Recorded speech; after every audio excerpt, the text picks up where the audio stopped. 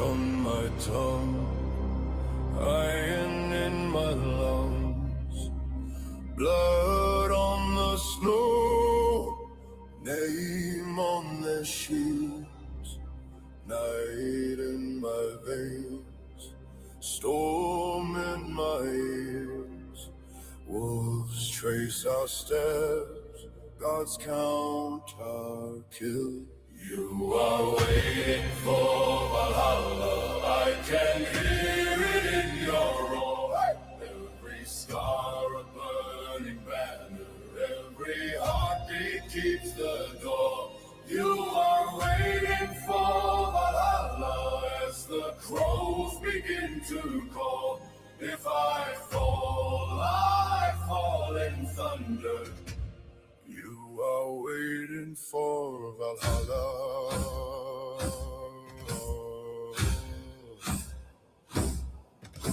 Frost on the oars, wraith like white smoke, eyes on the shore, fire in the dark, oath on my tongue, salt on my cloak.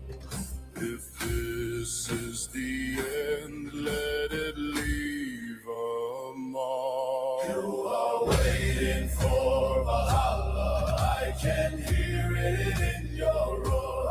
Every scar a burning banner, every heartbeat keeps the door. You are waiting for Valhalla as the crows begin to call. If I fall in thunder.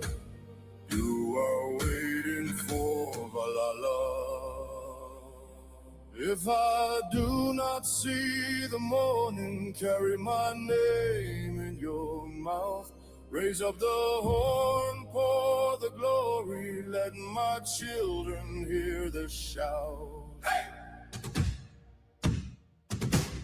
You are waiting for Valhalla, I can hear it in your roar. Hey! Every scar a burning banner, every heartbeat keeps the door. You are waiting for Valhalla as the crows begin to call. If we fall in thunder. You are waiting for Valhalla.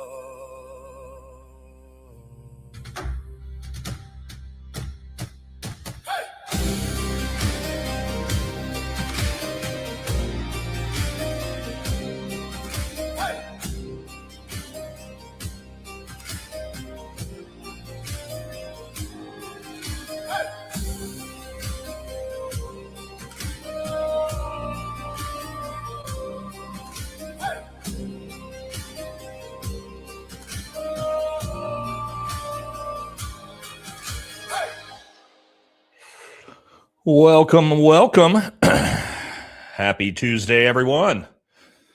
It's been a week. It has been a week since we've been together. Sorry about that. Hope you guys all had a fantastic week. We got a lot to talk about tonight. A lot of interesting news. First, well, it won't be the first thing we talk about, but the first big thing we're hearing about. The Kalshi and Polymarket odds, that Donald Trump gets impeached have just hit their highest levels ever. We're going to talk about that. I do think it's an actual realistic possibility that Donald Trump is removed from office after the midterms, not for the Democrat reason you might think. I think J.D. Vance has a lot to do with this, so we're going to talk about all that. If you guys haven't noticed, they've just suspiciously wheeled J.D. Vance out on a massive podcast tour to do a little PR work. Have you guys noticed that? He's been on literally every podcast that exists over the last week. Pretty wild. So we're going to talk about all that. I think they may be Trojan horsing him in. So we're going to talk about that. We're going to talk about what's going on with the Iran war. Of course, that MOU is hanging on by a thread. And then we got a lot to talk about with the economy and our typical, politics that we talk about. We'll talk about Trump, Republicans, Democrats, all the good stuff. All right.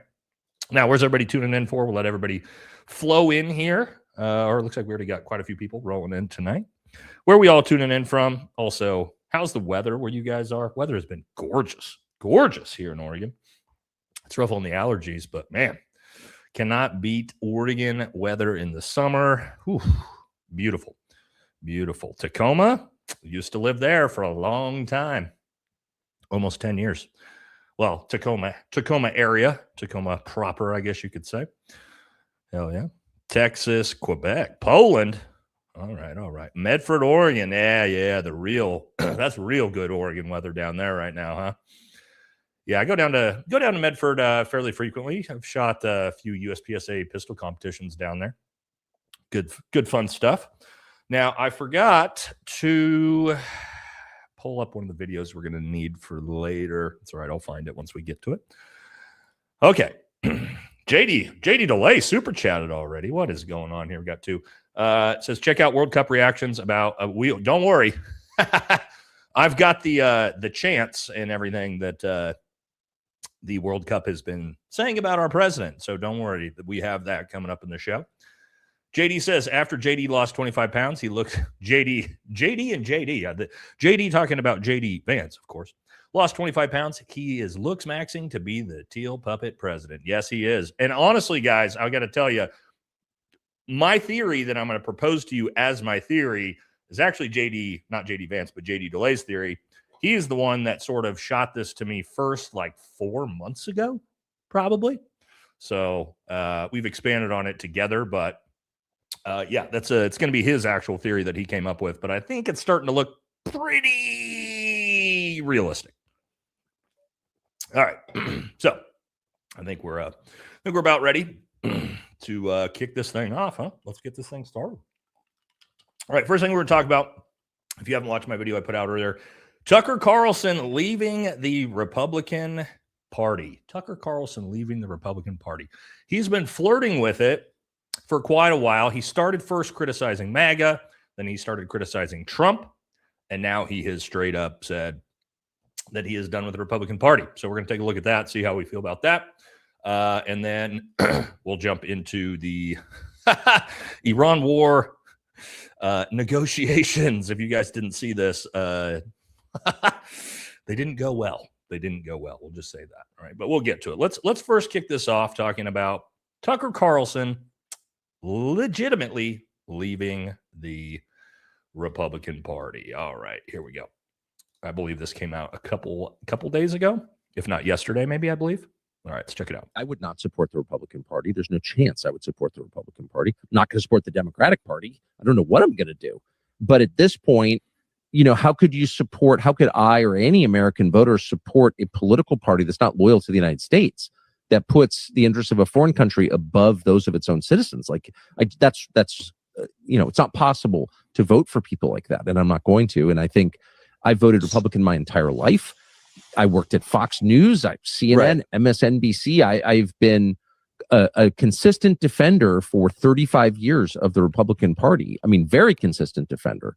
But there's no defending this because it's immoral, and it's exactly the opposite of what a political party in a democracy is charged with doing, which is representing its own voters, its own citizens, its own nation. And they're not doing that. So no, I'm out. And if I'm out, then I think a lot of other people are out. Now, what he said there at the end, I think is a very important, where he says, if I'm out, a lot of people, I think, misinterpreted what he meant there. He said, if I'm out, I think a lot of people are out. I think a lot of people thought he meant that Tucker's saying if he's out, a lot of other people are going to leave the Republican Party. That's not actually what he's saying. What he's saying is, if someone like him, who was hardcore MAGA, one of Trump's friends with all of these people, if he has gotten to the point where he is done with the Republican Party, who the fuck is left? Who's left?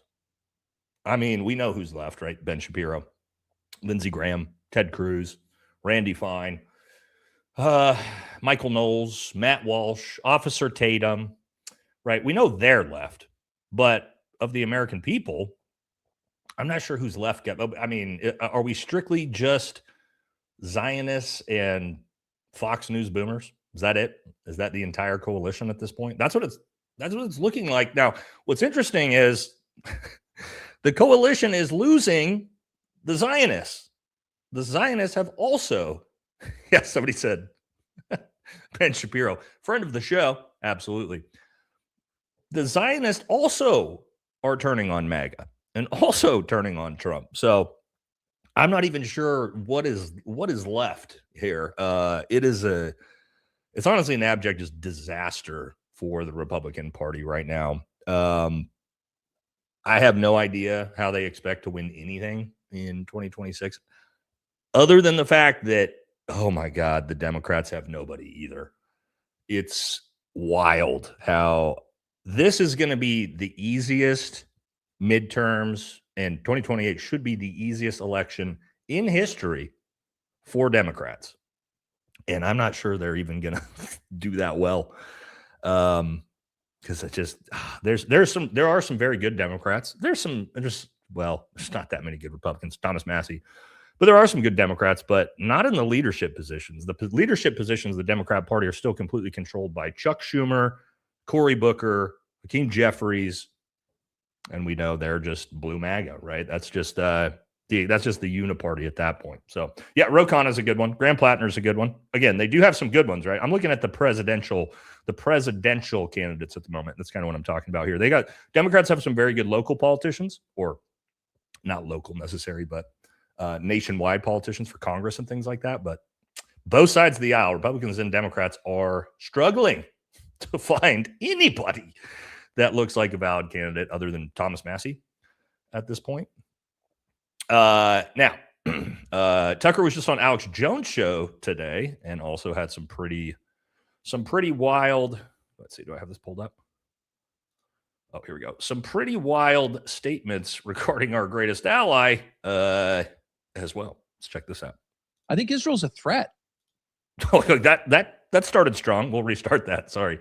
And this was just earlier today. So they just filmed this. I think Israel's a threat. Israel has one trump card. It's nuclear weapons.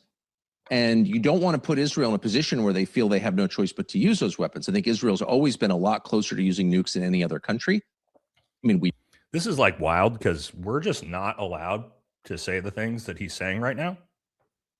And he's saying them. So that's kind of scary for him, but know that because they've said that. And I think they're now closer than they've ever been. So I'm not in charge of anything. I'm just a podcaster. But if I were running the US government, I would, immediately distance myself from Israel, stop paying for their genocide, of course, on moral grounds. But I would also try to calm them down, because if they get too overwrought, really destructive things could happen. That's an absolute possibility. And anyone who says it's not a possibility is lying. It is a possibility. So I would be very concerned. I am very concerned about that. But let me announce the kick. Sorry, Uncle Alex. That cut to one of his ads. Love you, buddy, but we're going to skip past that. So, we're kind of at the point now where people are just openly talking about the fact that our greatest ally is kind of hinting at the fact that they might nuke us if we fucking don't do what we're told to do. And that's not just Tucker saying it. That is the Israeli cabinet or Israeli officials that are saying this currently. So pretty wild. I don't know if I'm even allowed to talk about this right now, but I figure if the biggest names are talking about it, I guess we can talk about it. But we'll get to that. We'll get to that and show you some of the crazy shit they're saying. And there's also this one. Tucker has been flying real close to the sun on a lot of topics this week. Here's another one. Because I believe, and most people who knew him well as I did and was friends with him as I was, believe he was most likely murdered for his evolving views on Israel. So I get it. A lot's at stake. The world is at stake. But from my perspective, I have a duty to say what I think is true. I'm often wrong, and I may be wrong now, but I am sincere. I'm saying what I believe is true, and I'm going to continue doing that no matter what. Charlie. So, this was the very beginning of it. Sorry, it cut off.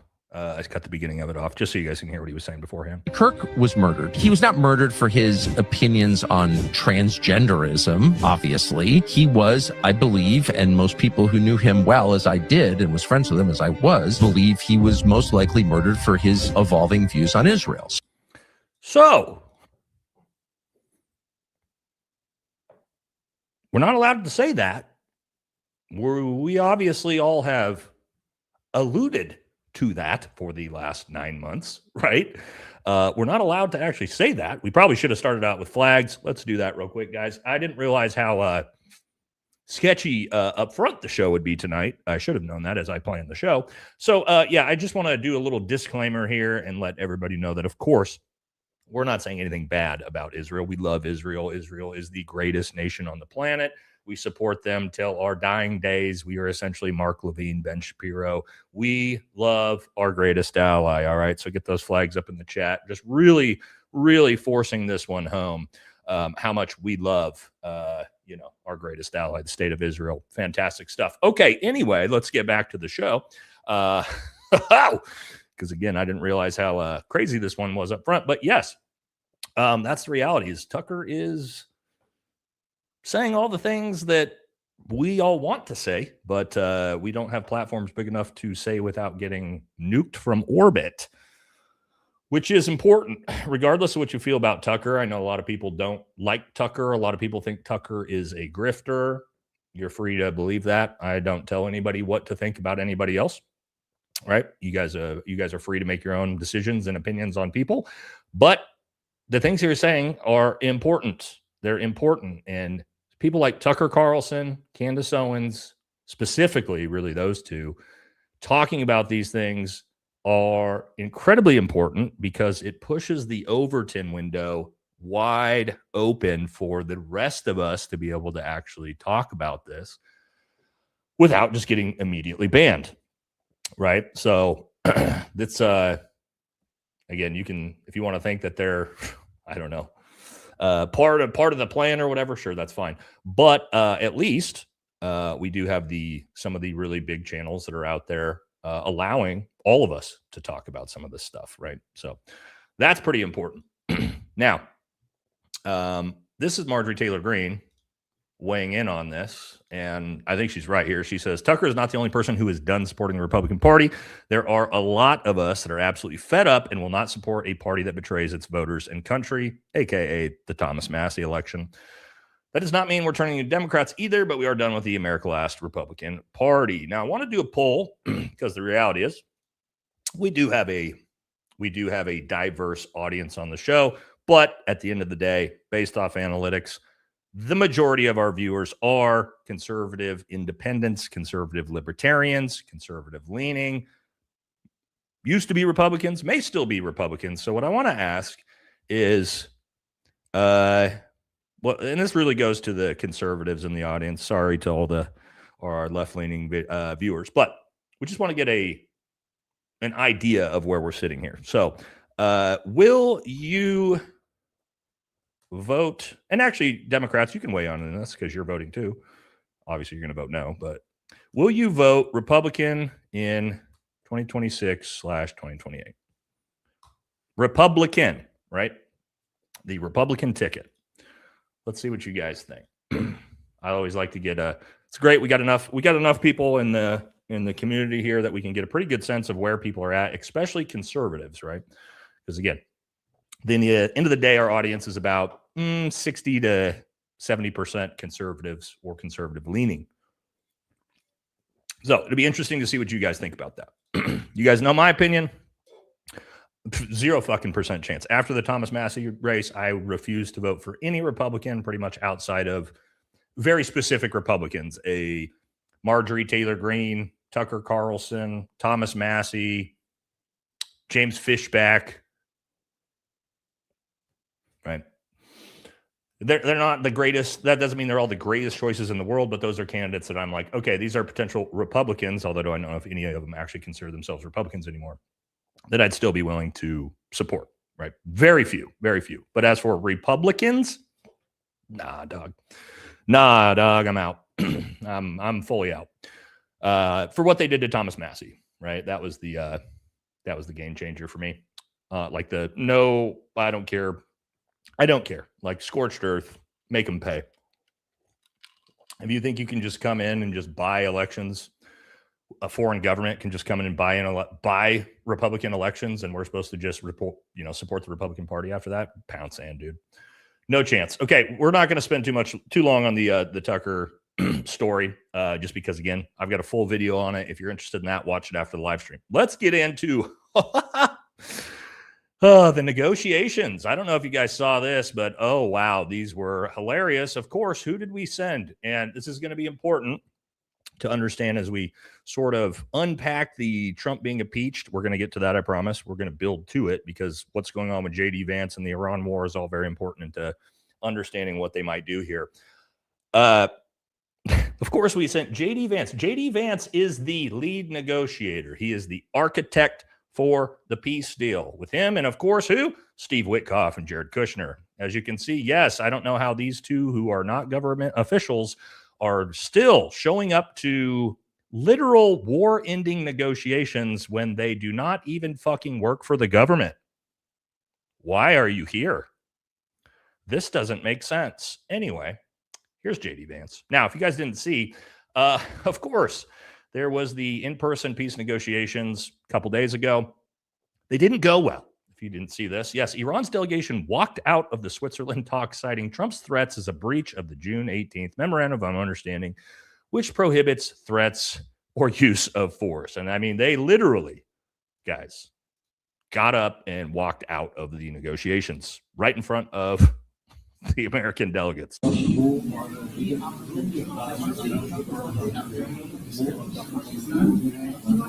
Well, see ya.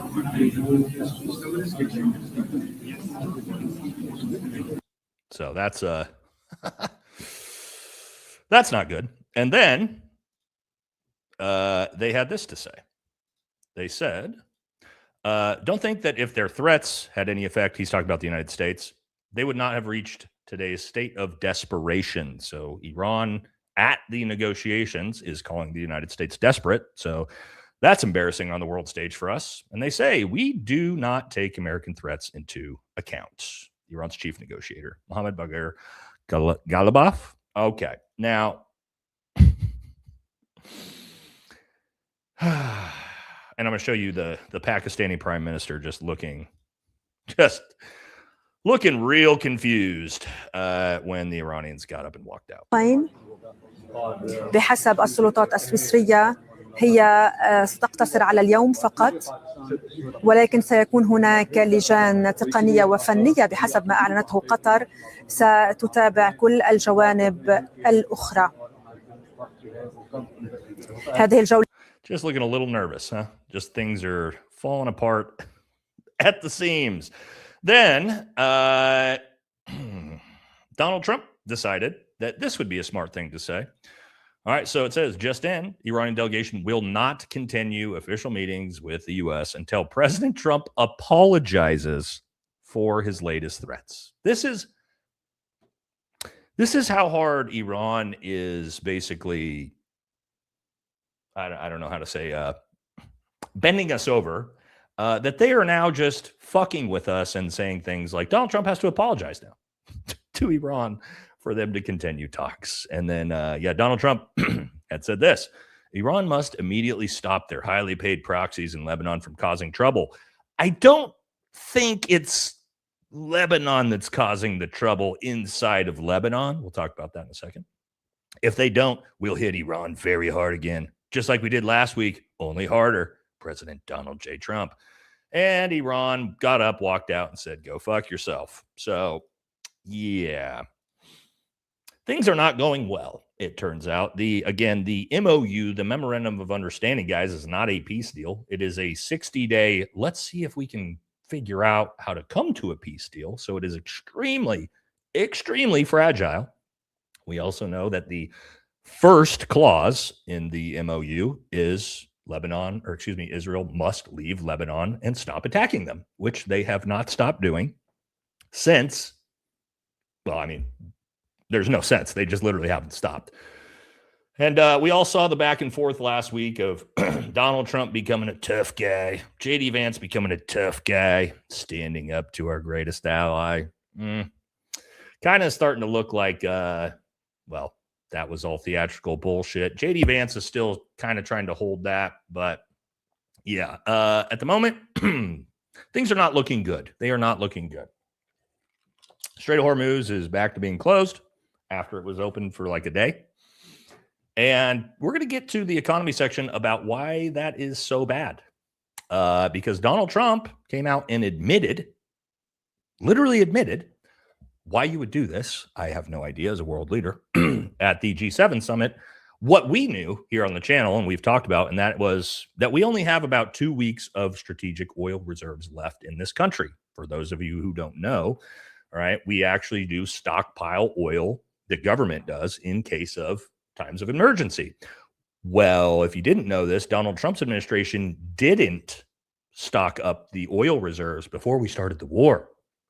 So that was really fucking dumb strategically. And now we have been selling that oil off of the strategic oil reserves this entire time to artificially keep the price of oil not at $7, $8 a gallon. Did you know that? Did you know that's the only reason why gas isn't astronomically higher? Well, we're about out. In about 2-3 weeks, we're out. And so what that means is we will have to get all of our oil off of the global oil market, which means gas prices probably will jump up to what they are in Australia and Japan and Korea and places like that, to $7, $8, $9 a gallon. That's realistic. That's realistically what we're looking at in the next couple months if nothing happens here. So it is actually pretty we are on borrowed time here to get this shit figured out. And that's also why you have Donald Trump agreeing to give Iran $300 billion and lift all sanctions and give them everything in the world they want, because this has to get figured out now. So that's what makes the entire situation so sketchy. We'll get to that once we get to the economy part of the show. There's more to talk about. Now, let's see what, again, JD Vance, how he's doing. All right. Because again, he's the lead negotiator. He's the guy. And he got asked about this. Eason said if the deal terms are accurate as has been leaked, it's a complete disaster. He's calling this, by the way, the Vance deal. I wonder why he doesn't call it the Trump deal. I wonder too. There is Ben Domenech, who was on a special report last night, called this the hillbilly Obama deal. I wonder who that's a reference to. Seems to be a shot. I love how funny they think this is, right?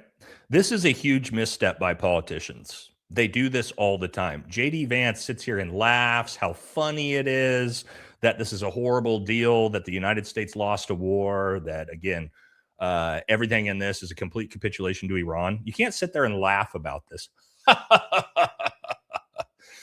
Nah, dude, that's not how any of this works, homie. Not in politics. At you, sir. Not bold foreign policy. There's a guy named Yinon Magal, who is an Israeli journalist who's very close with Netanyahu, who is basically his mouthpiece, who it called you a lowlife, called Donald Trump a loser. The Israeli ambassador to the United States called this so disappointing. Then there's Mark Levin, who's been rage tweeting about it every 5 minutes. He demands to see the memorandum. He demands that this be treated like a treaty, to where now you have to get congressional approval for the MOU. The Constitution does say you need approval to declare war, which Trump doesn't think he did and didn't seek. But now, and he defended him on that. But now that we're ending it, which you definitely don't need congressional approval for, he wants this treated like a treaty and is demanding you go before Congress, sir. Well, to be clear, I don't think that congressional approval was required. I really firmly do believe that the president, was never a full-scale war. Okay. All right. That's all I can watch. So again, the Zionists are crashing out. They're pissed at JD.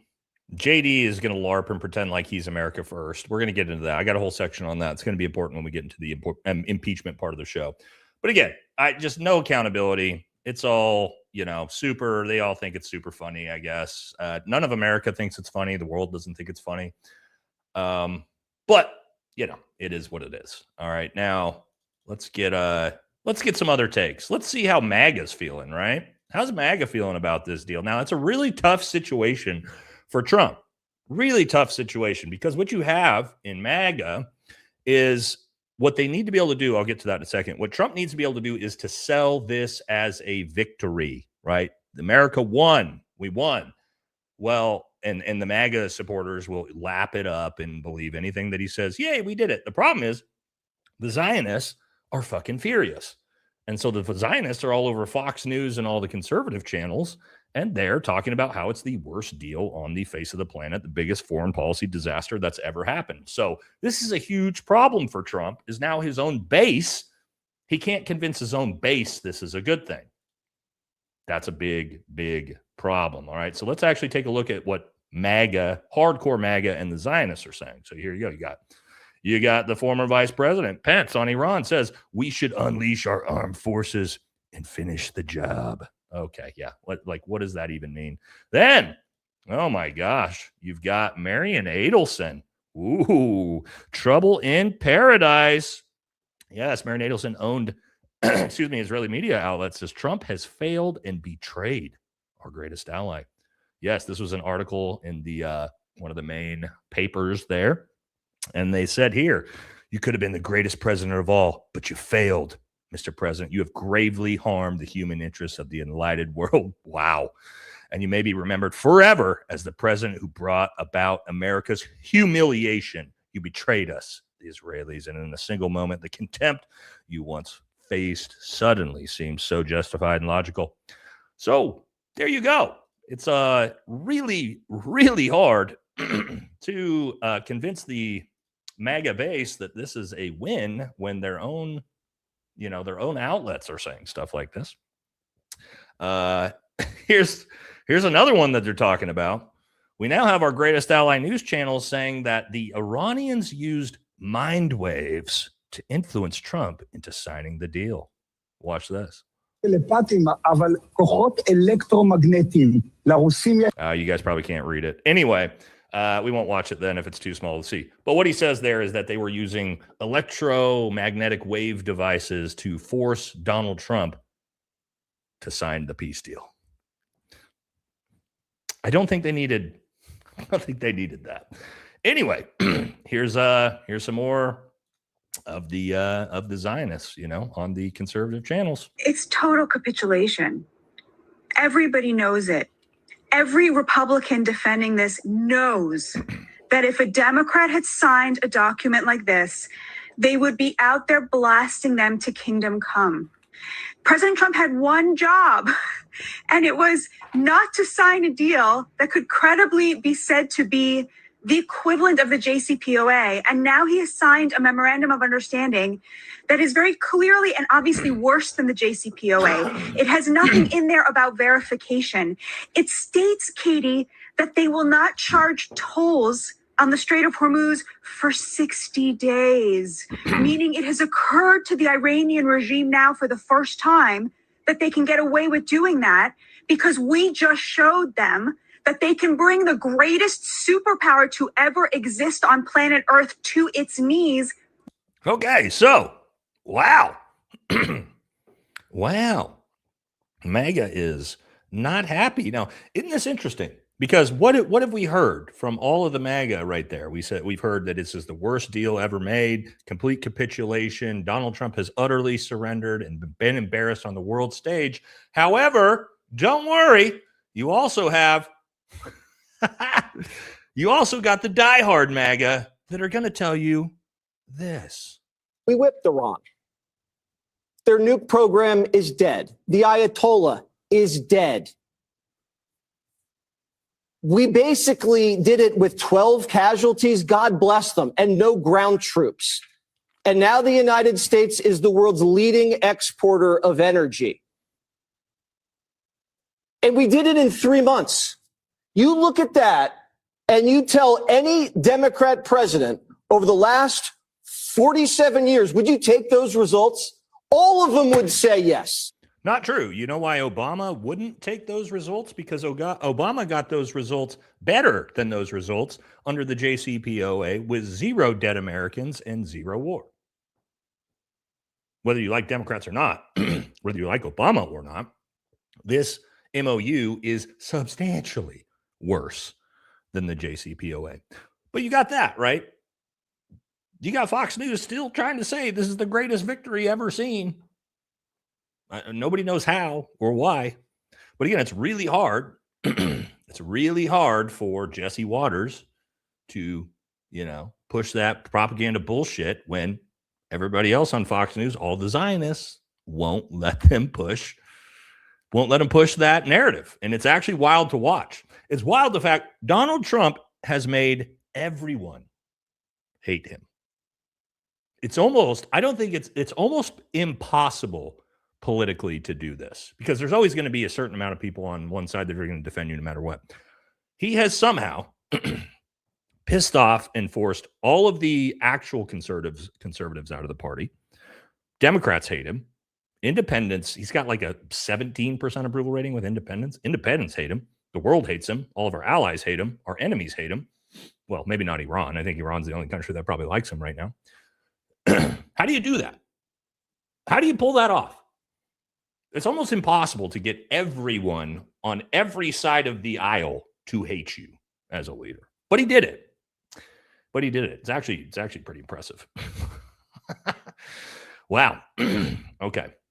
Now, there's also, some of the Zios that are just hanging on for dear life, praying for the best. Here you go. Something's cooking.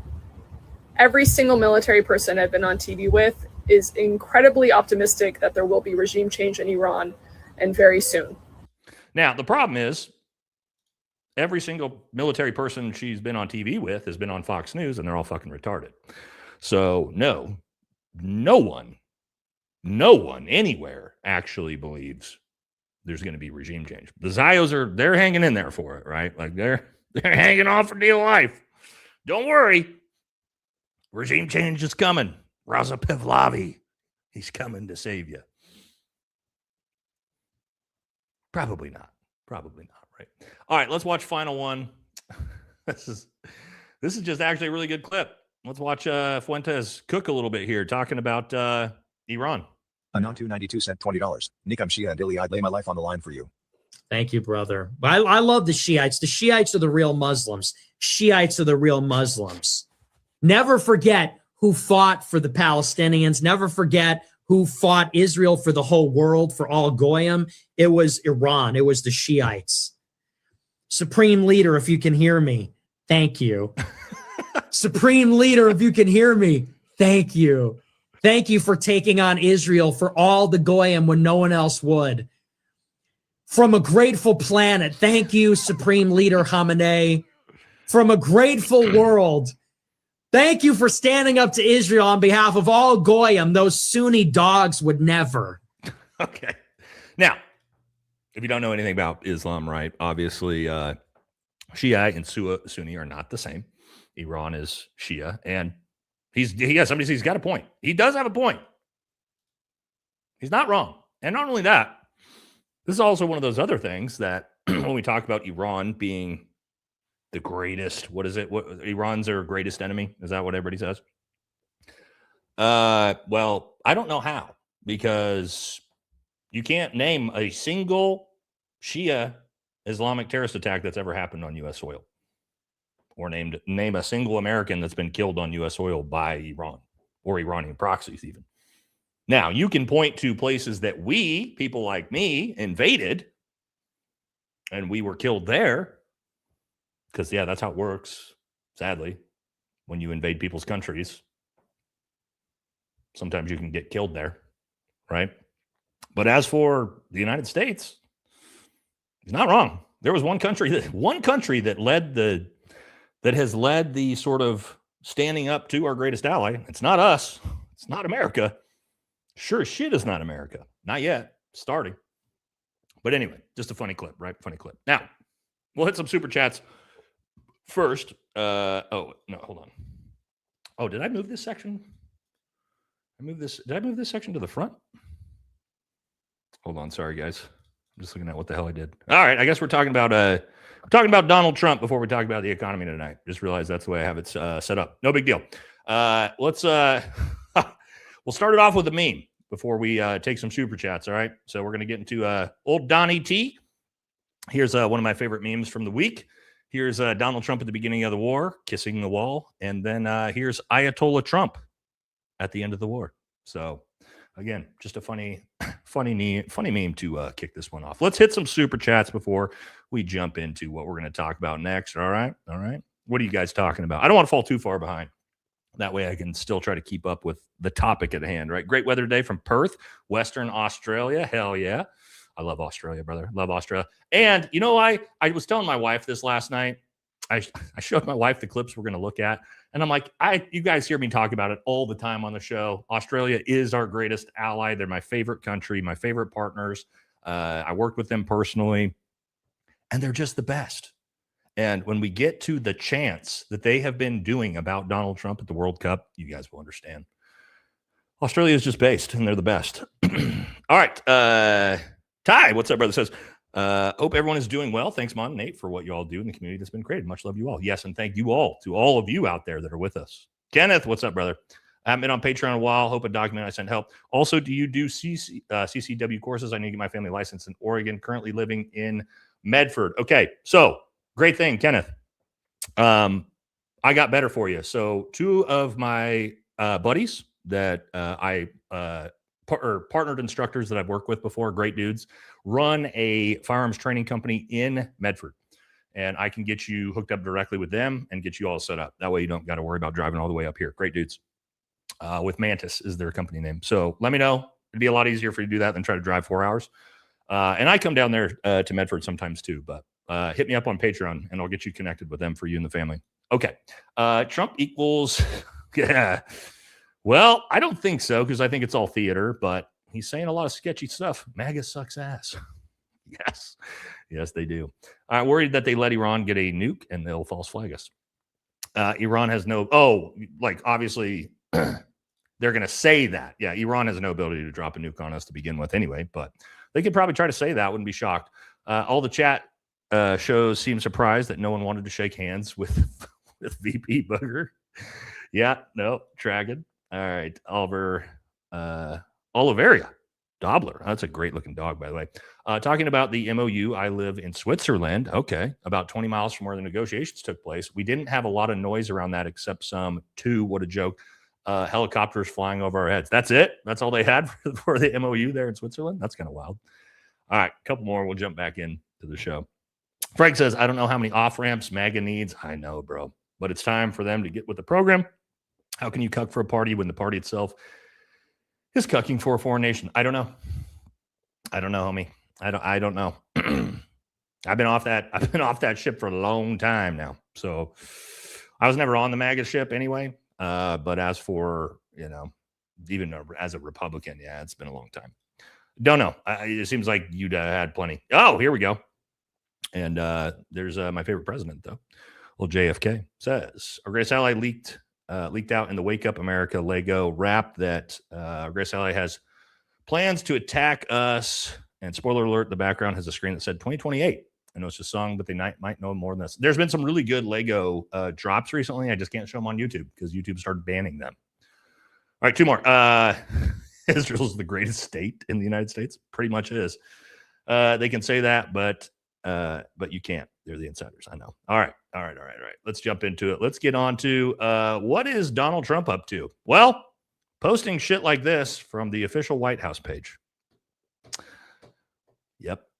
Here's literally look right here. The White House posted this. They said, and this is what the White House said.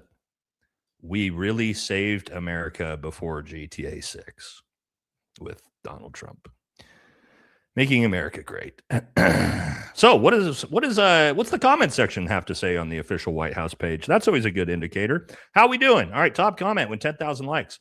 Nothing says we saved America quite like comparing it to a game centered around crime, drugs, theft, and corruption. The irony is credible. Next highest comment. Literally do anything but make American lives better. Next one. Leftist glitching out. Oh, this is we got a little counter one with the tiny likes. Yeah, so talk about a ratio. You've got, I love the ratios, right? You've got the comments shitting on Donald Trump with tens of thousands. And then the one guy who the leftists are mad ratioed into oblivion. So shocker. But again, shows you how well things are doing. Just something to think about, guys. Something to think about. Do you guys remember what happened to any of this? We covered it. We've covered every single one of these on the show. Every single one of them we've covered. The Doge checks, tariff refund checks, the Greenland hospital boat. Remember that 10% APR cap on credit cards? That was a good one. Meds being, 1,500% cheaper. Not a thing, but $2 gallon gas. Remember that? Ooh, yes, the files. Never got those. Reopening the already open Strait of Hormuz. Turns out that's still closed. Cheaper groceries. Nope.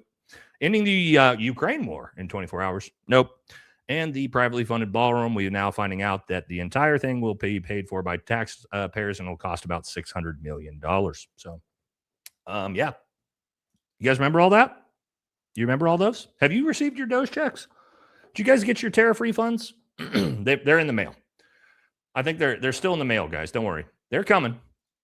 They're coming. They're coming. Here we go. What else is Donald Trump up to? Posting stuff like this. Yes, this is a real post that he posted on True Social. Let's take a look at this. President of the United States, everybody. Poll. Which do you prefer? Democrat or Democrat? In one case, you simply exchange the E for you. So simple and precise. Many people don't know or assume that dumb ends in the letter B. In the other case, this is a real tweet. Let me say that again. This is a real tweet. In the other case, you spell it out dumb. But it seems to lose some of its identity to Democrats when done this way. Which is better? Thank you for your attention to this matter. Wow. Again, that is the President of the United States during a time when we are at war with the country and the global economy is collapsing.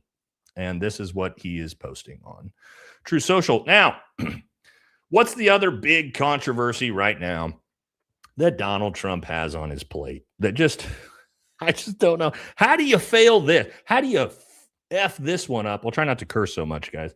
Sometimes I get a little bit riled up on the live streams. Try not to curse as much. What's the other big thing that he's failing at right now, guys? That he can't win. He just can't buy a win. What's the big one in the news? You guys know? Let's see if anybody's got it. I'm sure you've seen this 1,000 times on your feeds already. But of course, yes, of course, Katie's got it right. The pool, yes. This reflecting pool is turning out to be more of a pain in the ass than the Taliban. We just cannot seem to fix it. So here is the most recent picture of the reflecting pool that Donald Trump spent, I believe, $16 million cleaning. And here's what it looks like right now. Yes, that's grass. That is the green reflecting pool. As it says, it's greener than the grass next to it, LOL. And this is hilarious. I laughed my ass off when I actually saw this comment. It says, this guy can't even win a war against algae. Which is true.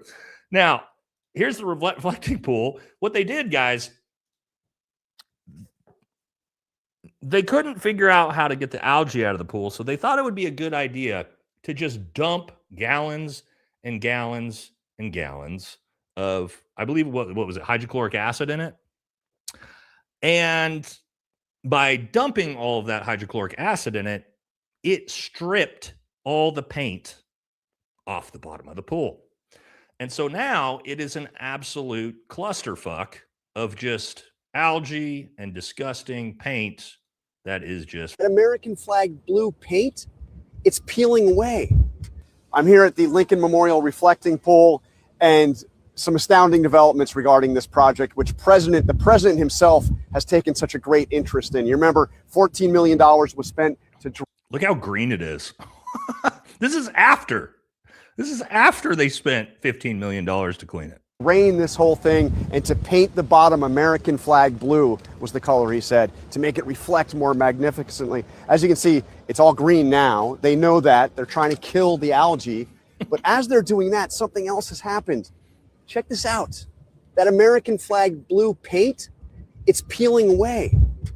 Now, I don't know if you guys saw, I forgot to add the clip, but I'm sure you guys might have probably already seen this clip. Donald Trump is now claiming that it is Democrat sabotage. Donald Trump is claiming that a Democrat got into the pool with a knife and cut out 350 feet of paint off the bottom of the pool.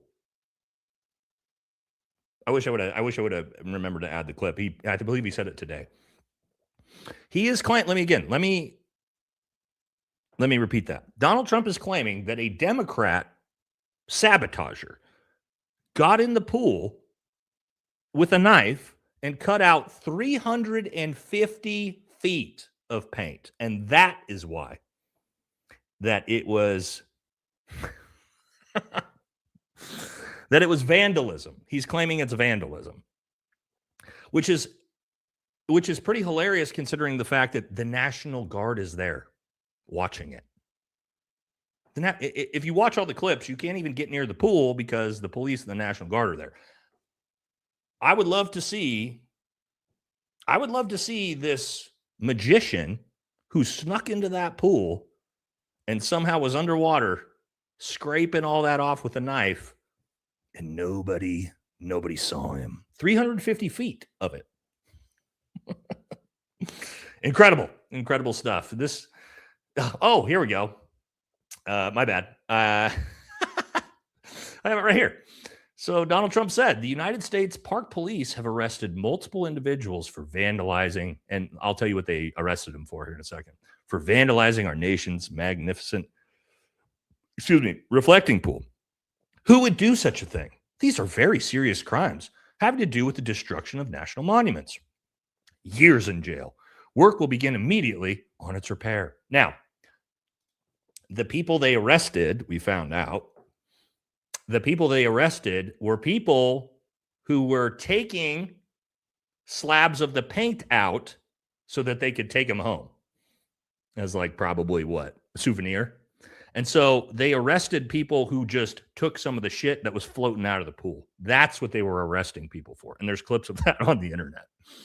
So no, there was no sabotaging Democrat who got into the pool and took a knife and cut out 350 feet worth of the bottom of the pool. I'm sorry. If you believe that, you're the dumbest fucking person on the planet. If anybody in this chat believes that, you're objectively retarded. Just want to make sure you understand that. Okay. Now, Trump is super pissed off at Australia, by the way. Super pissed off at Australia. And they warned us. So this was 6 days ago. Australia told us what they were going to be doing at the World Cup. They said here, again, 6 days ago, hey, America, brace yourselves for your match against Aussies on the weekend. Here are two of our chants. He's fat, he's old, he likes them 12 years old. The other one, Aussie boys are on a bender. Donald Trump is a sex offender. Now, they don't just claim that that's what they do. They stand on business. And here's the Aussies here.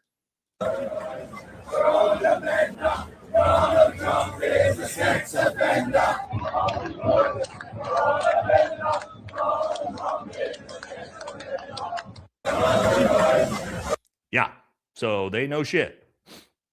They know shit are marching around town at the World Cup and at the games with some of the funniest chants ever.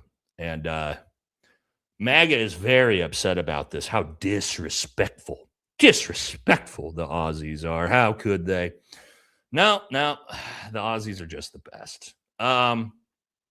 Okay, this just happened, and I don't even know what's going on here. So we'll try to figure this out together. This literally just happened. This was what? 4 or 5 hours ago. So, all right, here we go. She gets him, and she gets him. And the mother's screaming, darling, I love you, darling. And the father's looking, saying she has no chance. And she's like this, you see, drops him. And she's like devastated for the rest of her life. She gets him.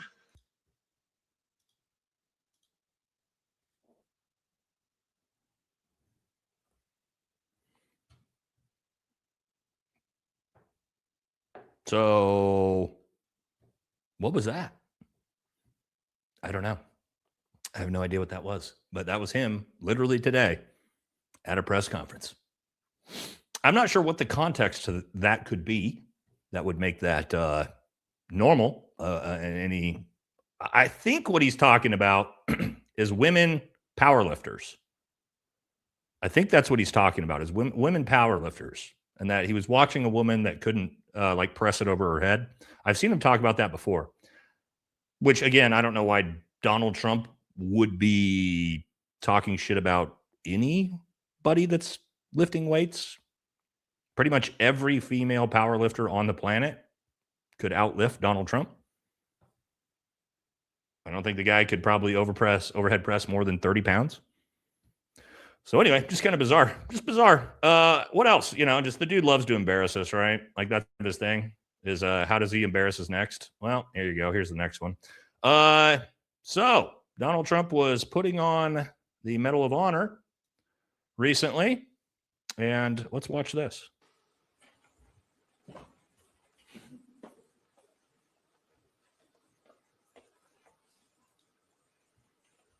You'll notice he can't figure out how to do the clasps. 140 IQ, as he claims. Struggling. Still struggling. Still struggling. And then just says, fuck it. Medal of Honor winner, by the way. In a Medal of Honor induction. Really not funny. And this, as you'll see, is how this ended up. Just strangling him, and he just fucking tied a knot in it. So, sick, dude. Sick, bro. Don't even know how that's possible, but yeah, just, yeah. Cool, man. You know, Medal of Honor. That's the way we, honor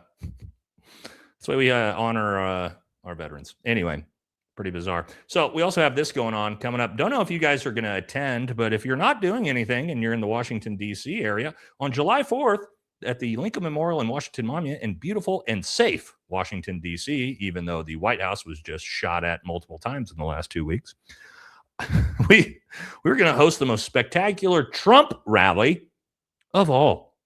A tribute to America starting at 7 p.m. This is a huge celebration. We'll honor our country's people, spirit, strength, resolve, and triumphs. So there you go, guys. If you're interested in heading on into D.C. and hanging out at the Trump rally on July 4th, which I'm not sure why would we would be having a Trump rally on July 4th. Shouldn't we just be celebrating America's 250th birthday? Shouldn't that be a nonpartisan event? Yeah, maybe not. Maybe not, but if you are in the area, anybody going to be in the area and is going to head on down to the MAGA rally in DC on the 4th? Anybody going to be attending that? I'll be missing it. Unfortunately, we'll be missing that one. I've got literally anything in the entire world else to do, it turns out. So there you go. Katie says they're serving green punch from the reflecting pool.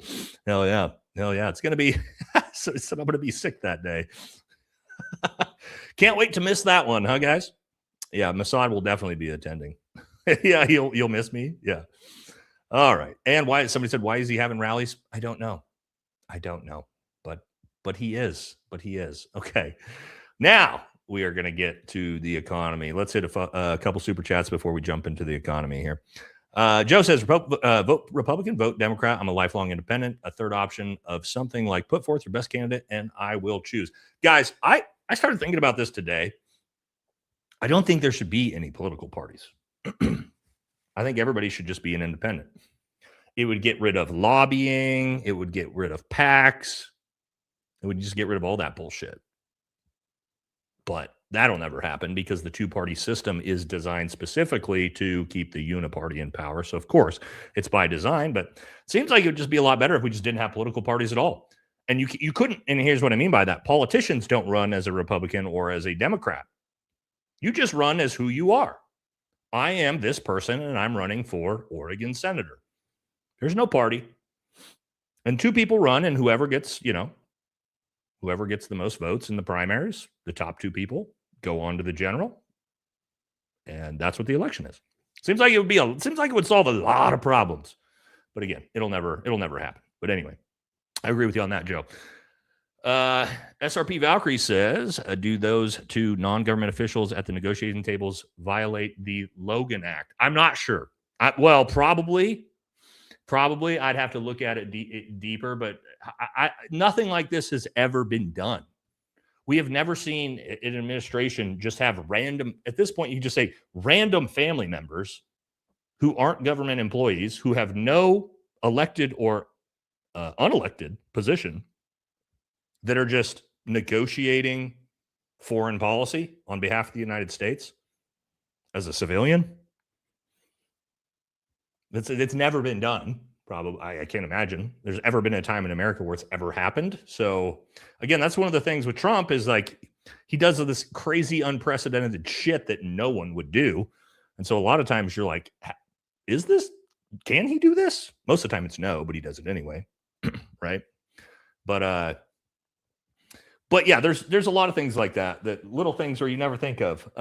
Here's another one. Pete Hegseth showing up to campaign as the sitting Secretary of Defense for Thomas Massey's opponent. That directly violated the Hatch Act. It was completely illegal. Nobody's ever done it before, but they just fucking did it anyway. And what happened? Nothing. It's also kind of crazy that, like, I think Trump has realized, and this is why he's so dangerous for the future of the country. We've all realized the Constitution doesn't really matter. Laws don't really matter for the president. He can kind of do whatever the fuck he wants, and nobody can do anything about it. That's what we're seeing at the moment, right? The insane corruption from his family, the financial corruption, shit like we just talked about with Steve Witkoff and Jared Kushner. Just do whatever you want. Constitution doesn't matter. That's what we're finding out, which is it's very, very scary for the country, right? There's no repercussions whatsoever. Not yet. We'll see. But we've never seen this before. Yeah, exactly. It was that Sarah or who said that? Oh, this is exactly right. We didn't realize the Constitution was an honor system, right? Where we're just like, oh, we're just kind of agreeing to honor the Constitution. And then we finally had a guy show up who's like, fuck it, dude. I'm going to do whatever I want. And we're like, oh, I guess he can do whatever he wants and nobody will do anything about it. Well, cool. Good to know, right? We didn't know that before Donald Trump. Now we do. Liam says Tucker never actually liked Trump. Just look at his leaked text from the Dominion lawsuit. He supported Trump because it was a lucrative grift. Fair. That's a loaded poll. Been disappointed by both parties voting for a president next time. Knowledge is power. 2028 have the power. What do you mean loaded poll? All I said was, will you vote Republican? Yes or no? It's not a loaded poll. That's pretty cut and dry as it gets, brother. If that's the poll, unless you're talking about a different poll. But the poll I put up, that's about as cut and dry as it gets. Oh my gosh, that looks just like Munchkin. With Vincent here, says maybe the Loomer types fully control Trump's phone social media. That it kind of feels that way, huh? That tweet was the most desperate and obvious sabotage attempt. Chris says, make it make sense. Weeks ago, Trump invited all the tankers in the world to buy U.S. oil while draining strategic petroleum reserves, and now the U.S. will be running out of fuel sometime in July. Correct. That is the actual situation that we're looking at right now, and it's catastrophic at the moment. Katie says, make algae grow again. When you promise to drain the swamp, only create a brand new one, literally and figuratively. The clown. Yes, he has. He promised to drain the swamp both literally and figuratively and failed at both, as Katie said. Thank you, Katie. All right, two more. We'll jump back into the show. Corey, what's up, brother? Says, it's truly sad the state we're in, but it's promising the amount of younger millennial Gen Z alpha who are not fazed by the Hasbro voices like yours. Help push back on track. Thank you, brother. Guys, I tell you all the time, Gen Z's based, man. Gen Z, this is like the first. A lot of people talk shit about Gen Z. Nah, dude. I've got Gen Z and Gen Alpha kids. Crazy based. If I don't even know if I should say this. How do I say this? So we had a proud father moment the other day. My wife came upstairs and she was like, I just saw I just saw Key's Fortnite name. And I thought, oh, okay. Well, what is it? It's our 16-year-old son, by the way. And Fortnite's a video game. I'm sure you all know what Fortnite is. And they have usernames, right? It's like what you name your character as. And yeah, I go, well, what is it? And she goes, the religion, J-ish, right? J-ish femboy. I was like, what? And she was like, yeah, that's his Fortnite name. I was like, huh, well, the Gen Z kids are based. They're based. What are you going to do? What are they going to do? I walked into them playing Monopoly the other day, and some of the comments I heard, I was like, wow, okay, that's maybe a little too much, boys. Okay. You can imagine Monopoly, money, the type of comments that were hoarding money that were going on at the time. But anyway, they're based. The kids are based. Thank God. Thank God. Gen Z and Gen Alpha kids are based because we're going to need it. All right, let's jump back into it. Let's check out what's going on with the economy.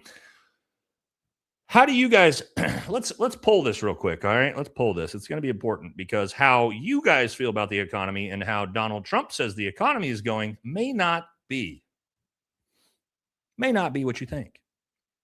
How is the economy for you?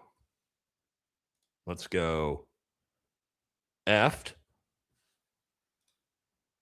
Not good. Good. Ballin'. All right. What do you guys think? The economy, how's it going for you? Everybody's going to be a little bit different. All right. How's it going for you? Is it totally f***ed and you're struggling? You live with your parents. You got no money. Is it bad, as in you are probably paycheck to paycheck, struggling to stay out of debt? Good. You're doing pretty well. You're doing pretty well. And then, ballin', you are crushing it out here. All right. When you are crushing it out here, we'll start it with you guys first. Let me know what you guys think. Okay. As far as I can tell, I spend way more money than I used to on everything. It's exponential, my bills, comparatively to, 4 years ago, 5 years ago. It's insane. Or 2016, 10 years ago, even just 10 years. It's just wild. But anyway, well, just so you know, this is what Donald Trump said how the economy is doing. And he said this, what was this? 2 days ago. 2 days ago. So Donald Trump said, happy Father's Day. Our country is doing great. All caps. We'll see what you guys think here in a second. Record job numbers. Okay. And stock market. Best economy ever. Oh, okay. It's the best economy in the history of the United States. Okay. Okay. Greatest military in the world by far. Just lost a war, but okay. Winning on all fronts. Winning. A lot of winning here. Doesn't seem like we're winning, though, at any of these things. The stock market is artificially crazy high. I'm sure we're going to tank into oblivion here pretty soon. But how's that compare? Let me look at the poll to what you guys think. All right. Well, it looks like 89% of you think the economy is either completely effed or not good. 8%. 8% of you think it's going very well. And then 3% of you are balling. Well, good for you. Good for you, those that are balling. We do like to hear that you're doing well. But the rest of us don't really seem to be feeling that. Now, check this out. If you didn't know this, I didn't know this, but we have the new fake news. The Epstein files were fake news, and they were a Democrat hoax. I didn't know the word, this is from Donald Trump, the word affordability is a made-up fake word by the Democrats. Did you guys know that? Yes. Yes. We have a very resilient economy. We have the strongest economy we've ever had. Now, the word affordability is a fake word but made up by the Democrats. Here's where it's fake. Because they made it up. Because I inherited these prices. No, you didn't. We'll talk about that in a second. That we have a very resilient. So it's the best economy ever. It's very resilient. Affordability is a made-up word. Did you guys know that Democrats made that word up? I didn't know that. I didn't know affordability was a hoax. It's good. I like, sometimes I like to listen to Trump because I learn things. And I learned that affordability is not a real word. I didn't know that before. Pretty incredible. Now, he said he inherited all this. Yes, in some ways. Prices did increase from 2020 to 2024 under Joe Biden and massive inflation, especially during COVID. That's a real thing. However, he didn't actually inherit bad macroeconomic factors, like those things being inflation, jobs numbers, right? The overall economy, gas prices. He didn't inherit bad things. Inflation was only 2.7% when Joe Biden left office. It is nearing 5%. Gas prices were around $3 a gallon nationally when Joe Biden left office. They're near $5 right now. So again, I was highly critical of Joe Biden's failures economically, and I still am. However, no, that's not true. You didn't inherit a bad economy. You inherited a pretty good economy when Joe Biden left office. It's objectively true. Inflation was very, very low, 2.7%. Gas prices were low. The overall economy was doing okay, was improving. Not great, but to claim that he inherited all this, that's just objectively not true, right? Especially not affordability. That has drastically increased because of, I don't know, maybe the Iran fucking war and the fact that gas is astronomically expensive, right? Now, here's what I was telling you guys earlier, and this is, I don't know why we admitted to this on the world stage. You just tell China and Russia this, but here it is. The path to doing because of that huge supply loss. I mean, if you look at the SPR, this is our emergency oil. Globally, we're at the lowest since 1990. And here in the United States, the lowest levels of the Strategic Petroleum Reserve, that's the emergency oil, since 1983. That puts us in a really precarious point because, you know, what if there's a hurricane or what if this war resumes again? Yep. That's not a level that you want. But also the commercial inventories are very, very low. In Cushing, Oklahoma, that's where the pipelines of America go through. It has a capacity of 75 million barrels of oil. It's at 20 today. And that is at its operational low, which is basically like if you hit the spigot on a coffee urn and nothing comes out, so you got to kind of tip it toward you. That's my nightmare, by the way. That's what's going on in Cushing, Oklahoma right now, which means that we either need to raise prices is what he was going to say. And Donald Trump, by the way, admitted to all of that at the G7 summit. He said it out loud, which again, why the fuck you would tell the world that, especially Iran? Why would you tell Iran that? Oh, hey, Iran, by the way, we only have 4 weeks of oil left. So, you know, if you want to just keep the strait closed for 4 weeks more, you could just completely have us by the balls. That seems like a really smart thing to do for a world leader that's about to run out of fucking oil in 4 weeks. It blows my mind how stupid this guy is. But anyway, what does that mean? Once those are gone, as he said, production and inventory is at an all-time low. This is already happening. There's already states in places like Texas that are turning on oil restrictions. This is going to be the first thing that happens. They're going to restrict how much gas you can actually buy.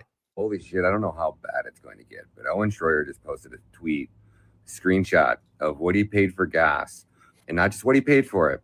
Look at that.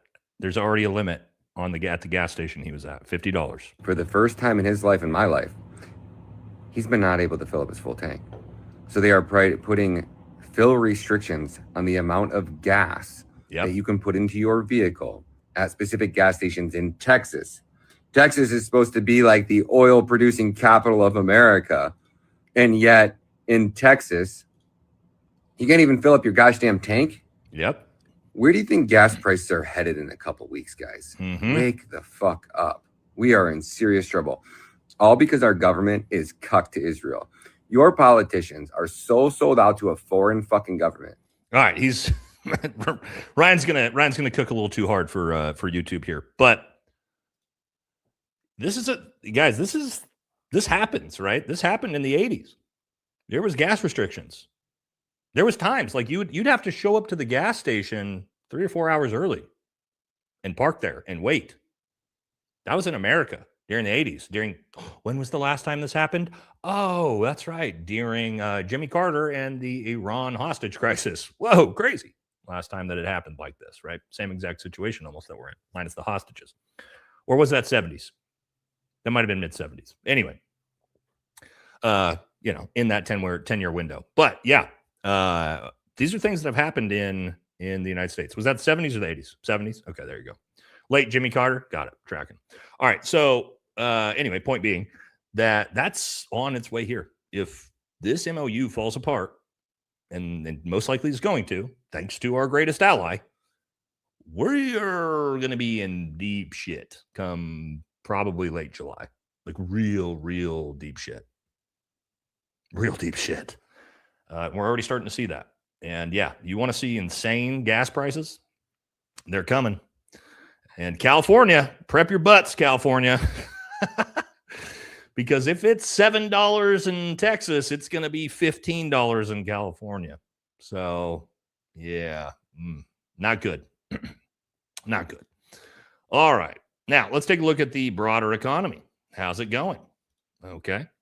Well, here we go. Let's talk about the shocking salary needed to live comfortably in every U.S. state. So, here we go. The state by state. All right. This is income needed for a single adult.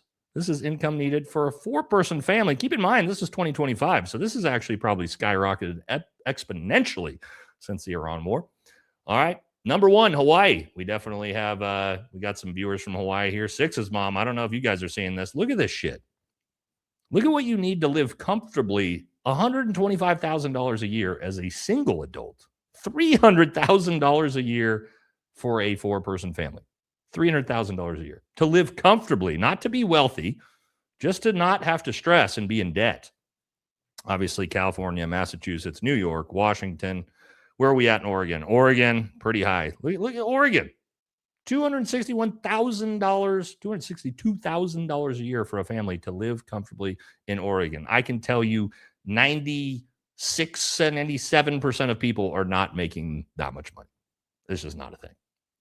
All right, let's go to the poorest states and see where we're at. All right, so look at this. If we go to the absolute poorest state, or by income, right, by revenue and income of the people there, West Virginia is the lowest to live comfortably in the lowest cost of living state in the country. You need to make $81,000 a year as a single person, $200,000 a year if you're a family of 4. That's the lowest cost living state in the country, $200,000 a year. You don't think that's fucked?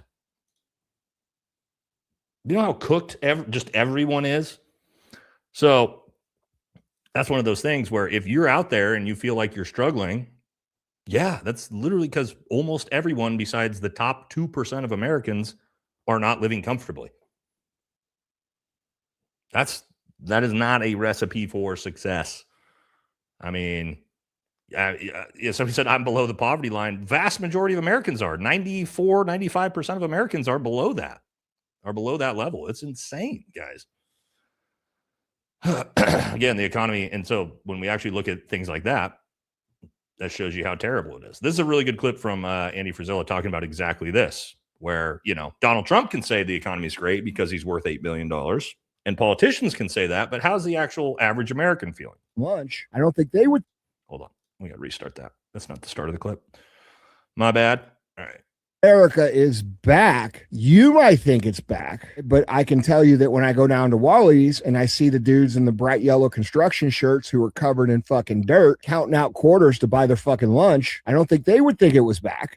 What are we talking about? America is back. I would agree that the culture is coming back. I would agree that we are getting to a place where Americans have started to realize that we are not each other's enemy and that you guys up there are the enemy, but we still have fundamental problems like being tremendously overtaxed. I mean, we could go down the list, but the point is you can't get up there and act like all the inflation was caused because of Joe Biden. America is. Yep. Yeah, the average person, the average person is not feeling like America is back at all. This is actually wild and pretty hilarious. If you guys follow, financial policy, I know most of you won't, so I'll explain it. That's not a dig. It's just most people aren't that into the Federal Reserve or interest rates or shit like that. So now, if you didn't know, Donald Trump wanted Jerome Powell removed desperately because Jerome Powell would not reduce interest rates. Why? Because inflation is skyrocketing right now. And the reason why you don't lower, well, explain. You guys want me to explain why you don't lower interest rates into inflation? I'll explain that here in a second. Or I'll explain it right now. So Donald Trump wants interest rates dropped dramatically, right? So that's why he wanted Jerome Powell gone so bad. And that's why he installed his own not personal, but this is who he wanted to come in as the new Fed chair, right? Because he was going to get his own guy in there who was going to start to reduce rates. Well, guess what? They're not going to reduce rates. In fact, they're expecting now the Fed to raise rates by 25 basis points 3 times this year. So Donald Trump installs his own guy who proceeds to say we have to raise rates anyway. Okay. Now, why? Just let me, we'll talk about it at a low level here, so it's kind of easy to understand because it gets very complicated, all right? But the reason why the Federal Reserve is not going to lower interest rates into a rising inflation economy is because let's say I loan you money, right? Because that's what interest rates are all about, is loaning money, right? Let's say I loan you $100, okay? And I'm going to charge you 5% interest, right? After 1 year, you're going to pay me back how much? $105, right? I'm going to make $5 off of that. Again, these are just generic numbers to understand. I'm going to make $5 off of that, me loaning you the money after 1 year. Well, what's the problem with that? If inflation is out of control and inflation is 10%, right? Now, at the end of that 1 year, that 10% inflation actually devalued that currency by 5% more than I actually made by lending it to you. So I actually lost money due to inflation because of low interest rates by lending you that money. And so what they have to do is say, okay, well, if inflation is 10%, we've got to have interest rates higher than that. Otherwise, nobody can make money if they loan that money out, right? Does that make sense on just a low level? So that's why you're never going to see the Federal Reserve lower interest rates into skyrocketing inflation numbers, right? It doesn't work that way. Financially, it won't work. So that's why you saw during the 70s and 80s when interest rates were like 15%, and that's because we had like 20% inflation, or like, no, actually they got even higher than that. I think, no, inflation was around 15%, I don't know the exact numbers, and APRs were upwards of like 18, 20%. Crazy high. So anyway, that's why when you hear Donald Trump scream at the Federal Reserve, we need to lower interest rates while you're watching inflation go straight vertical, it's not how anything works, right? So, yeah, that's just the way it goes. Anyway, but it's just funny because Donald Trump did everything he could to remove Jerome Powell to get interest rates lowered, and then the person he's replacing him with is not going to lower him anyway. All right, let's look at Theo Vaughn talking about data centers. I think it's an important topic right now across the country that's not getting enough coverage. All right, let's make sure we start from. Usually I got these set. He got a little off the reservation there, but now he's back into definitely what's going to happen. Well, this now, yeah, he got a little out of control there, but no, I mean that's definitely true. Nobody wants data centers. What are data centers actually for? Right? They're for data to surveil you, to surveil us, to gather data on us. That is the purpose of the data centers. They don't hide that. They don't tell you that. Right? And so why do they need to surveil us so bad? Why do you need to know literally everything about me at all times? Well, it could be for targeting, for marketing and advertisement. That's the one we already know what happens. But how does China use it? How does countries like Dubai or Saudi Arabia use it. They already have it implemented there. They already have social credit scores. They already have cameras on literally every corner ever. They know exactly who you are everywhere you go at all times. There's lots of places that are already like this. And so we're just doing it in the United States, right? There's data centers being put up everywhere in this country right now. And we're just kind of like, no big deal. Fucking who cares? We're just not going to talk about it. It's that's probably one of the biggest issues that's not being talked about. And they don't want you to talk about it, right? Because they'd rather just like get all this stuff set up. Okay. Let's keep moving here. We got more on the economy. Now, check this out. So, it says here, boomers currently hold 51% of all United States wealth. That's a lot, given 5 generations. One generation out of the 5 controls over 50% of the wealth. Gen Z holds less than 1% of the entire wealth. When boomers were Gen Z's age, they already held 21% of the nation's wealth. That's actually an insane statistic. So why do you think young women and men are so based and are so pissed off all the time? Well, because they can't afford fucking anything and they don't own anything. And it's all being hoarded by the boomers. I mean, that's the reality of it. Systemically, we know that. Here's another, this is actually a good clip talking about exactly this. Starting to not have sympathy for the boomers. I'm really not. Really? Best job market ever, best stock market in the history of the world. Every single boomer, Gen X, whatever, that's been on my show, they lived it up and spent all their money to live the lifestyle they wanted, and they didn't even set 10% aside a month. 10% aside. They had the best housing market, college, jobs. They were set up for everything. If they just put 5 to 10% a month aside in the stock market that they had,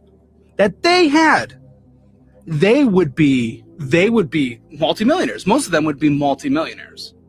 But instead, we're in a situation where I want a new BMW. Yeah. If you were 25 and now, I want you to think about something, guys. Nobody talks about this. Let's actually think about this. Let's talk about this for a second. Okay. Sorry to the boomers in here. We're not trying to beat you up. I'm just thinking at this realistically. Boomers hold 51% of all U.S. wealth. Now, how come the generation and the demographic that holds the majority of the wealth in this country also is the only demographic and generation that receives Social Security? You ever think about that? Wait a second. Does that actually make sense? Why does the demographic with all of the wealth and money receive Social Security payments when none of the other generations do? And who pays for it? We do. It's our younger generations that pay money to support the boomer generation's Social Security when they control all the wealth and money already. I've never really even thought about that before, but you start thinking about it and you're like, wait a second. But somebody says because they paid for it. No, they didn't. No, they didn't. No, that's not how Social Security works at all. We are currently paying for it.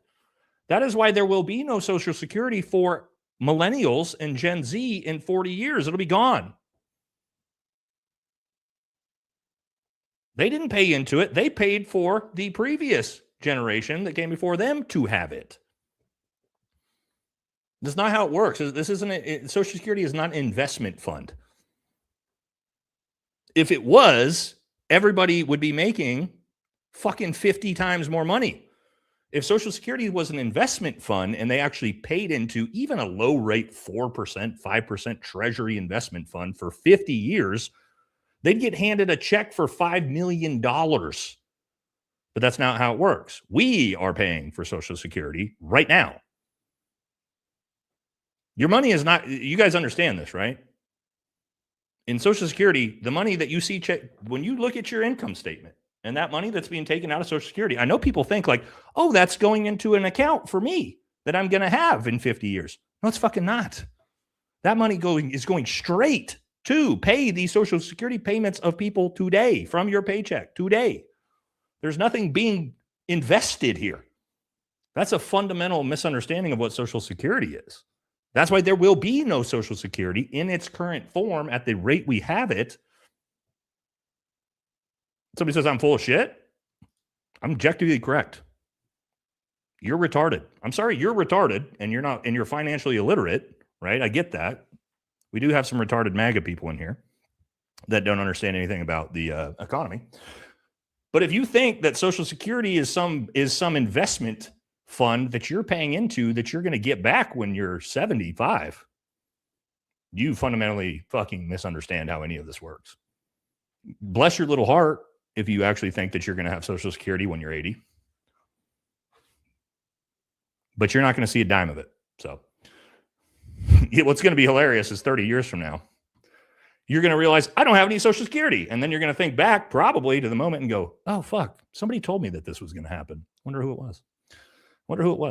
Yeah, that's the way it works, man. That's why we're cooked, right? We're cooked. It is what it is. Here's another one I thought was hilarious. Just, again, fundamental misunderstanding of anything financial. Young conservatives posted, party like it's 1928. America, beer emoji. Republicans controlled the Senate, the House, the majority of governors, the Supreme Court, and the presidency. This hasn't happened since 1928. And there was a pretty big event in 1929. Do you guys know what happened in 1929? Well, well, it didn't work out so well for 100% control of the government by Republicans, huh? 1928. Anyway, just the Great Depression. No big deal. Here's another one. Tariffs. Yes, tariffs. And this is by Fox News. Fox News had to say this. Trump bet tariffs would bring back American factory jobs. New report says it didn't work. No way. Who's talked about this 100 times on the show? Mike Pence's group says tariffs revenue tripled to $265 billion, while 90% of the burden fell on U.S. importers. Yes, U.S. companies. And then what did those U.S. importers, what did they do? Oh, that's right. They passed that cost off to you, the consumer. So, like we've said 1,000 times, tariffs are a direct tax on the American consumer 95% of the time. So, no, we paid for it, and we're not even getting our refund checks. Where's our refund checks? I want my refund checks. I paid those. You guys, we all paid. We paid the tariffs. No refund checks. It's unfortunate. It's unfortunate. This is just really interesting, guys. This will be the final part of the economy section. Now, if you didn't know this, but let's check this out. So shocking. In the year of 2000, there were 9 countries without a Rothschild-owned or controlled central banking system. Can you guys guess? I bet you could probably guess. In 2000, this is before we invaded Iraq and Afghanistan, there was 9 countries without a Rothschild-owned banking system. I wonder what 9 countries those were. I bet we could guess all 9 without looking at the next slide, but we're going to. Could you maybe guess that it's all countries we've bombed and gone to war with? Oh, whoa, check this out. Here's the 9 countries. Afghanistan, Iraq, Sudan, Libya, Cuba, the country we're threatening to invade right now, North Korea, Iran, Syria, and Venezuela. Now, what's amazing about these 9 countries? Let's go down the list. Afghanistan, we invaded. Iraq, we invaded. Sudan, bombed. Libya, overthrew their government and obviously got rid of Gaddafi. Cuba, threatening to invade. North Korea, almost invaded. The only country that has nukes, by the way. Funny how it's the only one that didn't get overthrown. Iran, trying to at war with currently. Syria, overthrew the government. Venezuela, overthrew the government. Huh. It's literally every place we've been in conflict with. That's it. Isn't that wild? It's almost, now I'm not saying there's causation equals correlation, guys, right? I'm not, but kind of seems like there's some correlation here, right? Just so happens that the 9 countries we've either bombed or overthrown the governments of just happen to be the 9 countries that didn't have a central banking system. Whoa. No way, right? Interesting. Okay, that's going to do it for this part of the economy. We're going to get into the JD Vance part of the show here and the impeachment part of the show. Next, I need to actually pull up a video that I forgot to do earlier. Let's see. Give me 1 second here, guys. Sorry. But we need it for the polls. Keith Edwards videos once we get to it. Okay, anyway, let's hit a couple super chats and then we'll jump into what's going on with JD Vance and this impeachment and what our sort of theory is looking like going forward on them removing Trump, because I do think it's going to happen. And I don't think it's going to be Democrats. I think Democrats will support it, but I think there will be a lot of Republicans that jump in on it too. We'll get to that here in a second. Let's do a couple super chats. The elites know a loyalty amongst thieves. True that. Trump made a deal with the devil, just like Charlie did. Okay. Oh no, Trump lost our greatest ally vote. So much for his backup plan to run for prime minister for greatest ally. Still could do it. Still time. Thank you, brother. Joe says, use mind waves to get DJT to sign get the deal in Iran. Well, I'm guessing it was mostly flat lines, except for the occasional eat more Big Macs. Just saying. Yeah. That's right. That's just hang outside the McDonald's and they can pop them with it there. Thank you, Joe. Kilroy says 82nd Airborne Division Boomer veteran. All right. Hell yeah. I'm totally out on the GOP and I haven't watched Fox in many years. Jesus Christ is King. Time to buckle up. Well, we do have boomers moving in the right direction. We do. I've seen a lot of it. I have seen a lot of it. A little bit slower than the other ones, but we're getting there. Kevin says, huge fan, Nate. Well, thank you, man. Why did Trump threaten Iran during the peace treaty signing, causing Iran to walk away? What's the latest on our greatest ally and their threats to peace talks? The MOU should be tilted. Dick in a bear trap. Yeah, so Donald Trump basically blamed Hezbollah in Lebanon for the hostilities that were going on between them and Israel, which is absolutely retarded because all Israel has done is carpet bomb Lebanon nonstop since the MOU was announced. But Iran, that pissed Iran off because Donald Trump essentially threatened to bomb them if Hezbollah didn't cut hostilities. But yeah, Iran was like, yeah, go fuck yourself, man. Sorry. But that's obviously Israel that's the problem. So where are we at now? We have a very fragile MOU. Our greatest ally continues to bomb Lebanon, and most likely it's all going to fall apart in its current state with what it looks like now, because Iran is not going to continue with the deal. That's why they already shut down the Strait of Hormuz again, because they were like, you got to fucking stop. Leash your dog. If you can't leash your dog, no deal. So that's unfortunately where we're at. It's not good. It's a pretty simple fix. Right? But it would take somebody actually leashing Israel, and this president doesn't appear he's going to do it. So we'll have to wait and see. The U.S. as a superpower is being exposed as a myth. We're still a superpower for sure. The people in charge are showing that they're objective idiots, right? They don't know anything about military strategy. There are some countries that this would have worked. Iraq is an example of somewhere where this could have worked. Why? Well, they didn't have the geography to stop the United States. We could roll battalions worth of tanks straight through the desert all the way to Baghdad. That's different, right? But we just approached this like we did with everything, which was like, well, all we got to do is come in here and drop bombs and they'll give up and we win. And turns out that wasn't true. We learned it the hard way, right? So as for America being a superpower, we're still a superpower. We're still the strongest military in the world, but that's conventional military, World War II style military. And what we're learning right now, and this is pretty recent as of the Ukraine-Russia war, conventional war is kind of going the way of the dinosaur, right? When you start factoring in drones and ballistic missiles and all these sort of like asymmetric, unconventional warfare type abilities that allow a weaker country to stand up against a stronger country, this is very, very new. And we didn't factor this in. And we got punished for it. So we are actually way behind the curve, the United States, on a lot of the asymmetric and unconventional warfare. I think, especially like drones. We're way behind on that. I know that because I got buddies that are at the forefront of this in the U.S. military. And they're telling me, one of my buddies the other day was talking about exactly this. And he was like, talking to their command, because they don't have access to the drones that they need. And he was like, what do we do if we need to hit the ground in Iran and we don't have this shit? You know what the answer was to them? I'm not going to tell you what unit exactly, but the answer was to them, we'll figure it out once it happens. That's what the current military strategy is for dealing with this shit. That we'll figure it out once it happens. We'll figure it out once we put boots on the ground.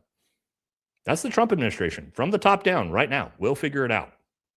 So, you know, and I'm getting that directly from very high ranking people in the military that are active duty in special operations. Okay.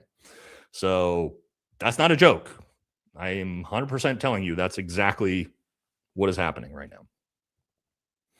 It's hard to win a war when that's who's fucking in charge, right? So when Pete Hegseth is in charge, it's tough to win a war, even if you're the strongest military in the world, it turns out. You know what I mean? So anyway, all right, a couple more here. Forgot to say I hit the like and did my part. Well, thank you, brother. I've got my America First only merch. Hell yeah, waiting on new swag. Hook, Christ is King. High speed. Thank you, brother. Appreciate you always being here and supporting the channel, man. Appreciate it. Lux says there was regime change from hardliners to harder liners. Complete foobar for sure. Bobby, what's up, brother? Bobby says, Nate, you should check out this week's petroleum status report dated 6/12/2026. Not looking very good. Get ready for odd, even plate days at the pumps again. Bobby, I'm assuming you sent this probably right before we started talking about it. So if you didn't, we covered exactly this with what you were talking about, man. So, and Bobby was in the oil industry. So if he's telling us the same thing, brace your butts and your wallets because it could get real ugly real quick. All right. Let's keep it moving. Let's keep it moving. Oh, I got two. They're sort of independent clips, right? I wanted to show you guys this one. It's very good and also works into the next clip we're going to watch. That's another clip from Andy about the left versus right divide here. Start to talk in terms of Republican and Democrat, I automatically start discounting everything they say. That's a mirage. It's them, and then there's all of us. And all of us are on the same team. And they are doing everything they can to make sure that we don't realize that so that they can continue to do what they do, which is exploit us, overtax us, oppress us, rule over us, which is what allows them to live the lifestyles that they lead. When they start to talk in terms of I love that, right? I'm the same way. The second, I hate to do this, the second I see people start to play the left versus right blame game, I just kind of tune them out. Like you're so far behind the curve to even think that you're still there. And if you actually look at what the big stories over, let's say, the last year that have been pushed, right? What have they been? The stuff with ICE, right?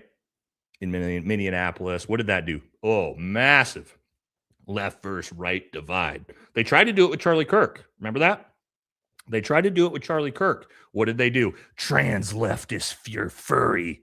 Well, we, through the collective work of everybody who's proved that's fucking bullshit, have shown that one didn't work, but that was the attempt, right? That was going to be the massive left versus right hate and divide that was going to come from that. Recently, the Carmelo Anthony situation. That's been pushed. They are shoving that in the algorithm, right? Black versus white hate. Okay. It's almost like every single story they've tried to shove down our throats has been some form of, the other ones, right? What was the other big ones? Islamophobia. Remember the big Islamophobia push when Zoran was running? Remember that? It just disappeared. Nobody's talking about that anymore. That was another one that they were trying to push. The Christian versus Muslim divide, the left versus right divide, the black versus white divide.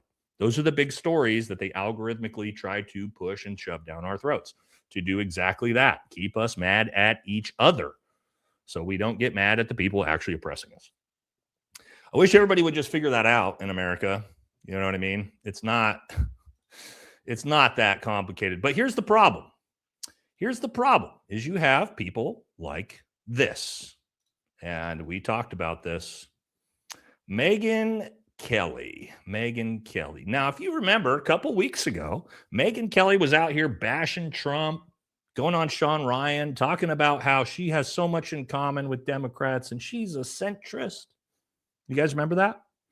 It's interesting when you just watch the things she says over time. Let's watch.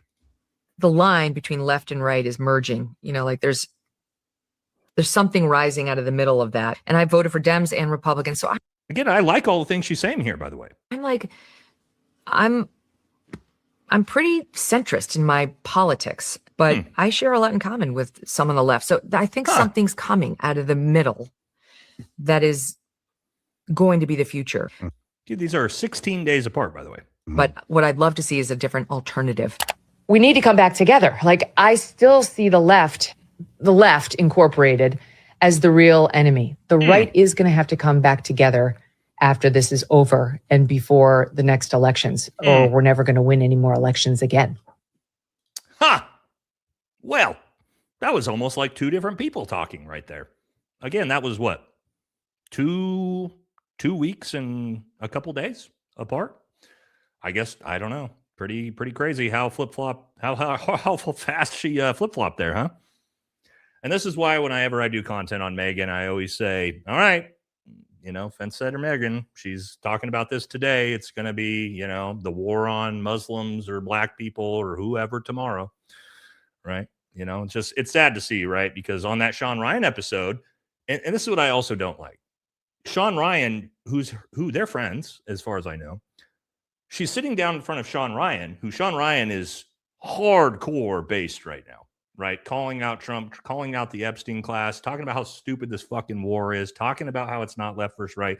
Those are all the things Sean's talking about. So when she sits down with him, it's I'm a centrist and I have so much in common with Democrats and Trump's the problem. And then she sits down with JD Vance, and then what happens? It's the polar opposite now.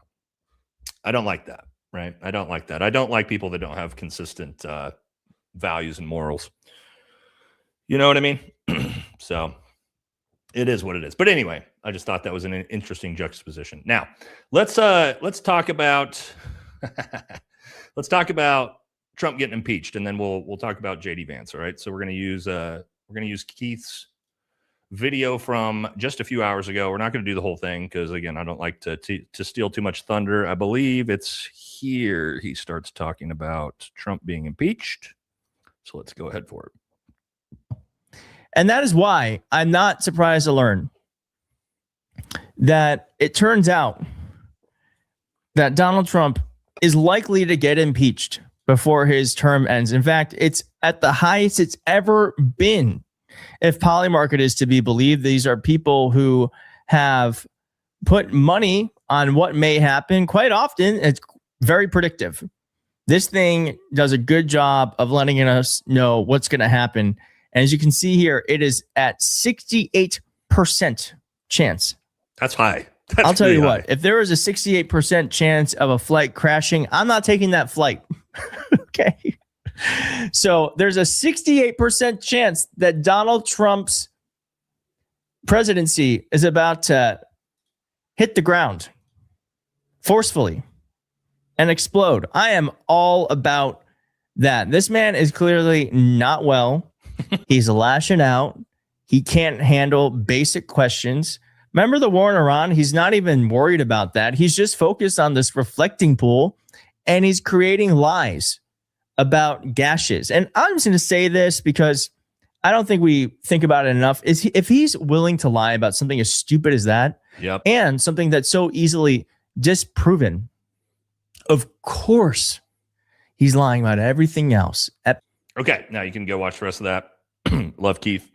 Great show. But, all right, so I do think that, I guess, 70% is super high when it comes to the betting odds. Also, who runs those betting website sites? Also something to consider when you start seeing things like that. Now, I do think let's do my theory. My theory was JD DeLay's theory, but we kind of extrapolated it on together. But I think it kind of goes in with what I've talked about months and months and months ago on the channel before. I've told you guys that I thought we were going to see JD come out at some point and be critical of our greatest ally and become the America First savior. That was the only way he was going to save or have some type of redemption or chance in 2028. I've talked about that for months on the show that I thought that was coming. It appears that is coming. But here's the overall theory, okay? Let's break it down, of why we think that Donald Trump will be forcefully removed, and Republicans will probably do it bipartisanly. Now, if the ultimate goal is to get JD Vance into the White House, which it very clearly is for Peter Thiel and Palantir and small tech and that whole demographic. We know that because the only reason why JD Vance is the vice president, and keep in mind, he was appointed to be vice president or to be the vice president candidate 48 hours after Donald Trump was shot in Butler. He announced JD would be his choice. Right after the attempted you-know-what, he announces that. JD Vance, a never-Trumper, probably the Republican who has been the most vocally against Donald Trump. He hates Donald Trump with all his being. We know that. Why would he be the choice? That was always weird. Well, we know through his connections to Peter Thiel and all that, he is the surveillance state's choice. We know that about JD Vance. That's not a secret. Now, if that is the ultimate goal, is to get JD Vance into the White House, and we know now that JD Vance is tanking in the polls. Marco Rubio is blowing JD Vance out of the water now, so much so that nobody looks at JD Vance as an actual candidate in 2028. Well, that's a big problem. How do you get him into the White House? Well, the best way to do that is to do the Kamala Harris strategy, right? What was the Kamala Harris strategy? Joe Biden steps down or is forcibly removed. And then she what? She becomes the nominee without having to do what? Go through the primary process. And that was super important for her because she had no chance to win an open primary. That was the only way she could make it to be in the general election. I think they're going to do the same thing with JD Vance. Because if JD Vance becomes Mr. President in 2027, he then is POTUS, which means what? He is the Republican nominee. There will be no primaries. No, Marco Rubio doesn't get a run against him. Thomas Massie, as a Republican, doesn't get a run against him. Tucker Carlson can't run against him. He's the choice. He bypasses all of it. And then what I think they have him do, he is then the America First savior in his last year and a half, 2 years. He does everything America first. He stands up to our greatest ally. Everyone gets behind him. And then maybe he wins in 2028. And if he wins in 2028, now they got us. Now they got him. Now he's in there, and now they can usher it all in, baby. Small tech, Palantir, surveillance state, they got what they wanted. So if the ultimate goal is to get JD Vance across the finish line, that is how they're going to have to do it. That is how they're going to have to do it. And so what I think is interesting about this is, again, he is all of a sudden everywhere. He's everywhere. He's on every podcast, right? He's on The View. Let's watch some of these. And let's watch some of the things he's saying. He's never talked like this. And all of a sudden, out of nowhere, here he is. Sometimes criticism of Israel bleeds into Jew hate. It just does. Charlie was very aware of this. By the way, Charlie was very worried about Israeli influence in American politics. Oh, that's interesting. Charlie Kirk was very worried about our greatest ally's influence on American politics? Huh. Well, Turning Point USA sure seems to lie about that because they don't think that at all. They say all the time, no, Charlie never questioned anything. Interesting now that JD Vance, his best friend, is saying that. But anyway. He also really disliked anti-Semitism. But in the same way that sometimes criticism of the Israeli government can be expressed in a way that's anti-Semitic, it's just not the case that every criticism of Bibi Netanyahu's policy decisions leads to anti-Semitism or is anti-Semitic. And so I do think that sometimes, advocates of Israel or pro-Israel people in the United States make two critical mistakes. One, on the one hand, is not delineating between America's interests and Israeli interests because they're not always the same. But the second is look at how mad she is right now. She's a hardcore Zio. Always conflating criticism of a particular government with Jew hatred. Because if everything is Jew hatred, then nothing is Jew hatred. I actually think Jew hatred is very... There it is. They don't like that. You're not allowed to say that. You're not allowed to say that criticizing our greatest ally isn't anti-Semitic, which of course it's not. It's most certainly not. Everything he said there is true. But why is he all of a sudden talking like that? Why is he all of a sudden talking like that? That's bizarre. Here's another one. They're trying to make him, right? Trying to make him likable. Even here's him on The View as they all fawn for him. A bunch of Democrat Zionists fawn for him. I am, frankly, kind of a conspiracy theory on the Epstein stuff. And that story says that that's one of the things that's true, is that some people called me a conspiracy theory on the Epstein stuff. And I love Susie, but absolutely, she thinks I'm a conspiracy theorist on the Epstein stuff, because I think that it's crazy that you had this guy who is clearly a sex predator who is hanging out with a lot of very wealthy and powerful people. Like, that really bothered me. I don't know what's there, of course. Nobody knows exactly what happened. We'll talk about that. Unless you were there, but that really bothered me, and I wanted to have full transparency. What I disagree with is the idea that the White House wasn't committed to full transparency. We have to remember, like, I was inside the room when some of these decisions were made. One of the things you see in the Epstein emails is that Jeffrey Epstein hated Donald Trump. And all right, well, that obviously is bullshit. But isn't it interesting? He says there that everybody says I'm a conspiracy theorist when it comes to the big E files. No, homie. No, you've seen them. No, you've seen them. Remember, you were the chief architect in the Situation Room to cover up the Epstein files. You, JD Vance, you got everybody together and talked about how bad this is because you saw the reporting in it about underage sex parties at Mar-a-Lago. So JD Vance, you knew about all this. But they're going to try to portray him now as the guy who wanted transparency. He wanted Epstein brought down. He wanted everything released. Sure you did, buddy. It's not going to work. It'll work on the people who don't pay attention. This is all, you guys see this? We're going to start going through these. You're starting to see what they're trying to form him into, right? They're trying to make him this dissenter against Trump and our greatest ally. And he's the one that wanted all the accountability for the files the entire time. And it's like, really? Did you? Your buddy Peter Thiel is deeply involved in them.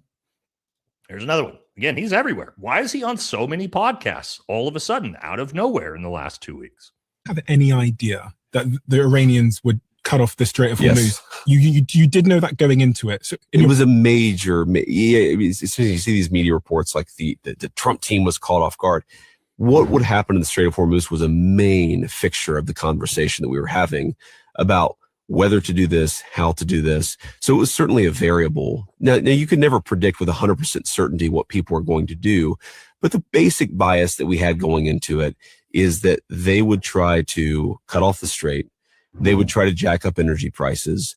They thought, and I think this is true, they thought that they could cut off the straits for us, but actually keep the straits open for themselves. That ended up not. That ended up being 100% true. By the way, he's lying. Being true when we imposed the blockade.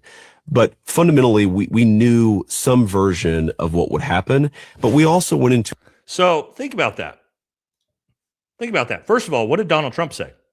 You guys remember? We've shown the clip 10 times on our show. What did Donald Trump say? Donald Trump said, no one in the administration knew this would happen.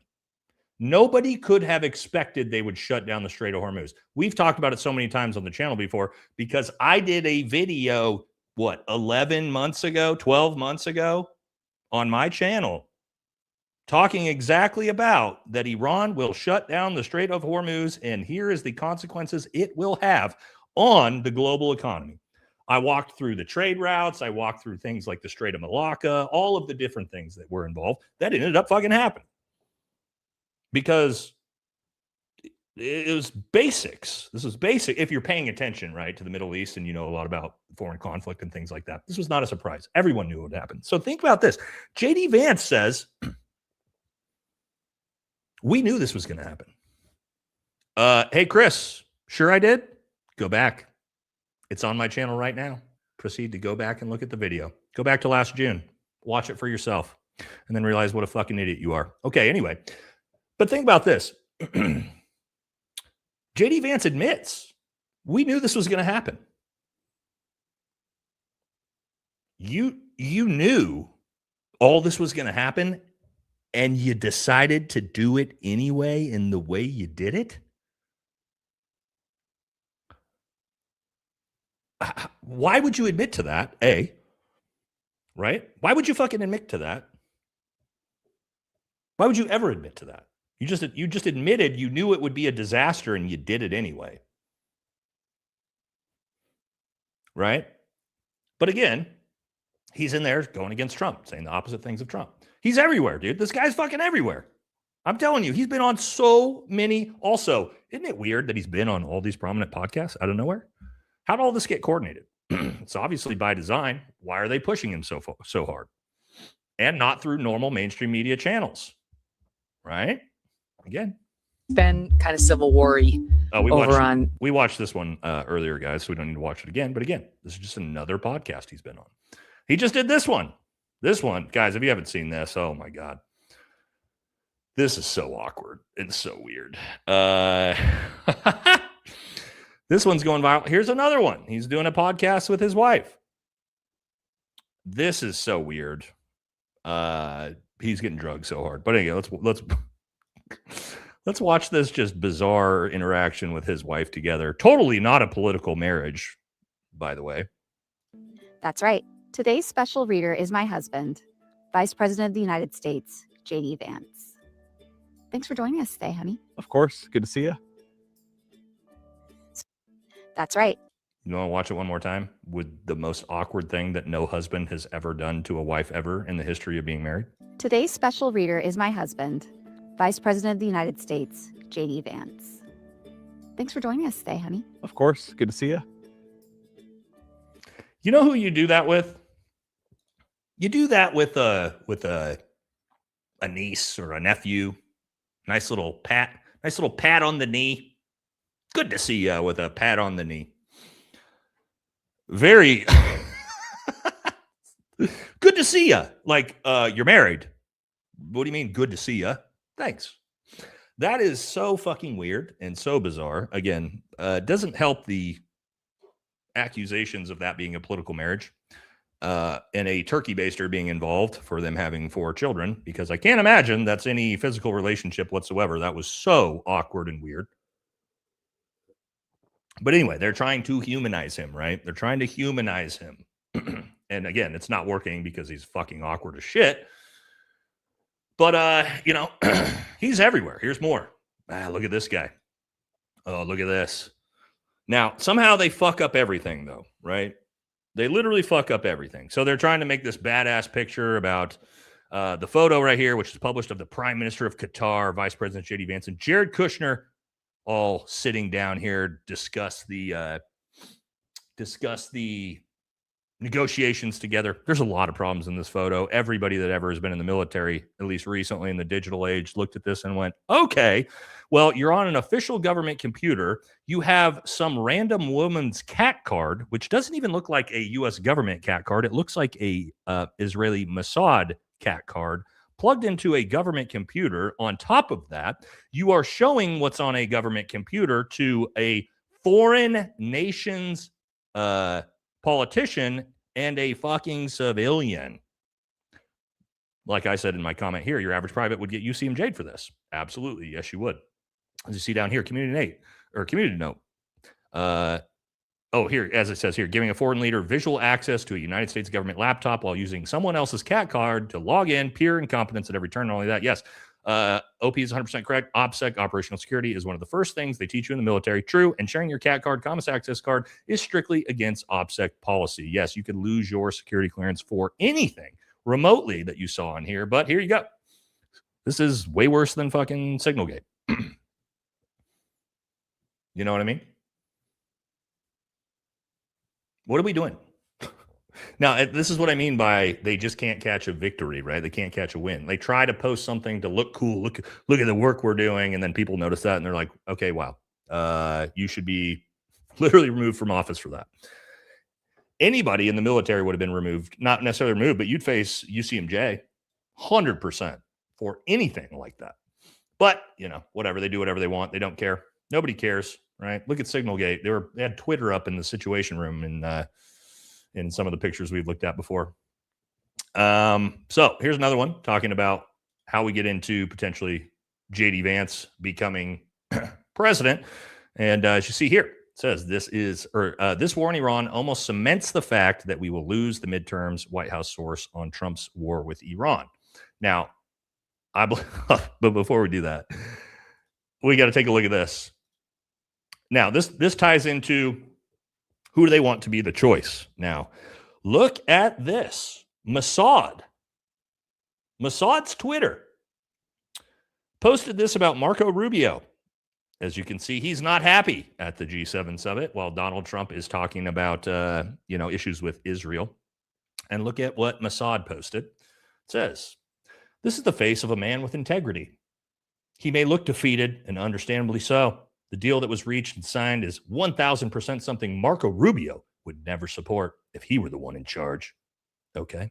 But he's also a patriot. He respects the administration. He understands the chain of command. Hang in there, Marco. In a couple of years, you may get your chance.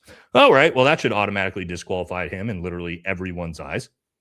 This should be an automatic disqualification that no, if Mossad wants you, if you're Mossad's guy, no, that's going to be a no from us. It's going to be a no from us in this country. But anyway, it's just interesting to conflate that next to with what's going on with JD Vance. So I don't know what's going to happen, but I do think and I think it'll depend on the results of the midterms, right? If the midterms are a historic blowout for the Democrats, right? Republicans lose 50 seats in the House, lose the Senate. That is when you're going to see a bipartisan push to remove Trump and bring in JD Vance, the America First Savior. If it's not so bad and a lot of MAGA congressmen end up winning and holding their seats, I would be shocked, but it's possible.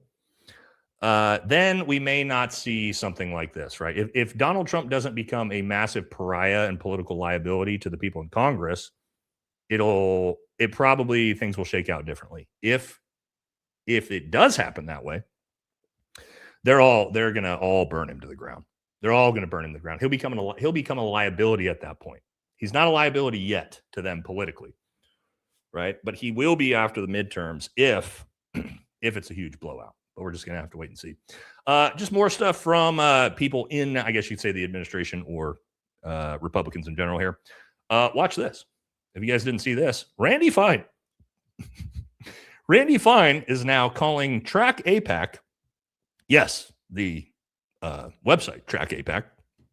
He is calling them a terrorist organization.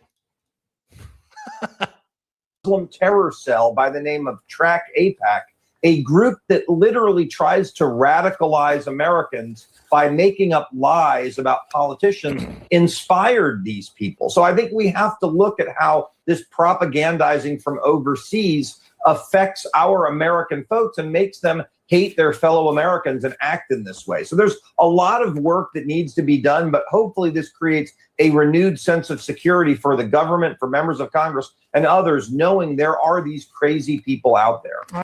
Yeah, Track AIPAC. Track AIPAC, which simply tracks the amount of money that politicians take from the Israeli lobby. That's it. That's all they do. And then they show it to Americans. But they're a Muslim terrorist organization because they do that? That's interesting. That's interesting. Wow. Again, he's the absolute worst. He's the absolute worst. Hope he loses. Here's some other just Republicans who are just focused on the wrong things. So you have this weird pedophile Zionist fucking vampire here by the name of Rick Scott. He literally looks like the bad guy from every vampire movie. He says, Kanye concerts in Florida must be canceled because it will hurt the feelings of the you-know-who people. Wow. Don't stand up and vocally reject the hate that Kanye West pushes. If we don't stop this concert, we're telling everyone that anti-Semitism is okay. No, it's not okay. As long as we make some money. And somebody said that to me, oh, if they cancel, they'll lose money. So what? You made a bad decision, fix your bad decision. Yes. Cancel culture. Cancel culture. Don't they hate free speech? Don't they hate free speech more than anything? Isn't that wild?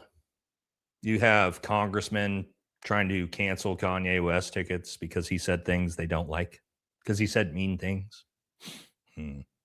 Yeah, doesn't seem very American. Doesn't seem very American. But anyway, let's get into, let's do a couple super chats, and then let's get into what the influencers are talking about. We love to do the influencer part of the show. That's always fun. Spoiler alert. Most of them are retarded, but we'll get to that. All right. Big Salad says, can we get a Fat Leonard video? He was Big E, but for the U.S. Navy. Fat Leonard video? Or Fat Leonard? Fat Leonard. Who's Fat Leonard? Am I missing something, chat? I'm not tracking Fat Leonard. Unless I'm having a brain fart. Chat will let me know. Kenneth says, bro, I'm 28, swear to God. I do not know how our country is going to be 20 years from now. My generation is in a bunch of lost in the sauce individuals. I would, dude, in the current trajectory our country is on right now, something has to get changed. Something's got to get fixed. We are not on a sustainable path. I mean, just the national debt in 20 years is going to fucking bankrupt the country by itself. And you factor all the other things in, something's got to change, homie. And I don't have a whole lot of hope that it will. I think it's going to have to all burn in for it to get fixed. Personally, I think people are just the elites and wealthy are just going to rape this country dry until there's nothing left, and then we'll be here to pick up the pieces. Sadly, I think that's what's going to happen. I hope not. I hope I'm wrong, but that seems to be the trajectory we're on right now. Me to the rest of my house. Shh, the news is on. I don't know if I'm the news, but I think I'm more honest than most news sources for sure. Whether I'm right or not, that's a different factor. But love the show, and I agree with you on most topics. One thing I disagree with you on is that you won't vote if there's no Republican or Democrat worth it. You should always try to practice your right to vote, even if it means third party. So I typically will vote third party if there's a third party candidate I like. But it's typically for president, man. I don't know, guys. That's just my own. This is like, I'm not, and that's why when I talk about this, I don't tell people to do the same things I do. I just tell you guys, how I do things in my life. And my vote is sacred to me in the fact that I won't vote for the least shitty option. You have to earn my vote. And I think that's part of the problem that we're in the position we're in politics, is because we have a society that will vote for the shittiest option or the least shitty option, right? And if we all did a system where, no, you have to earn my vote and I won't fucking vote for you at all unless you actually show me that you're worth voting for, well, you might be in a very different position. But who knows? Maybe not. But yeah, you got to earn my vote. You got to earn my vote. I'm not just going to like, oh, you were not as bad. Trump's not as bad as Kamala, so I'm going to vote for Trump. That's not how I approach things, right? But I mean, I don't tell anybody to do that. You should do whatever you want to do, whatever makes you feel good. If you think voting is super important and you got to vote no matter what to exercise your right to do that, I think that's absolutely fine too. I don't think there's anything wrong with that whatsoever. That's just my own personal beliefs. Thank you for service. Thank you, brother. Appreciate it. Thank you. Nate, or Quick 201 says, Nate, thanks for serving our country. I did not, but all my family did. God bless, bro. Well, thank you, brother. I appreciate it. And thank you to your family as well. All right, a couple more and we'll jump back into it. Patrick says, off topic, future episode of consideration. Your take on lessons learned from the wars in Iran, Ukraine, and Lebanon. How the U.S. military needs to adapt, evolve, and prepare for future wars we pray have never been fought. So I could potentially do this, especially with not so much Lebanon yet, right? Because that's just Israel bombing people that can't fight back for the most part. But Ukraine and Iran both, especially Ukraine. Ukraine has some crazy lessons learned that they're still learning, because it's two conventional militaries fighting against each other in sort of a first world war. There is a ton. And a lot of my active duty buddies or former teammates have given me a lot of really good information on how the military is changing and trying to adapt. The biggest thing is we're not adapting very fast. We're not adapting very fast, not under this current administration, at least. So, but thank you for the idea. That's actually a pretty good idea for an episode.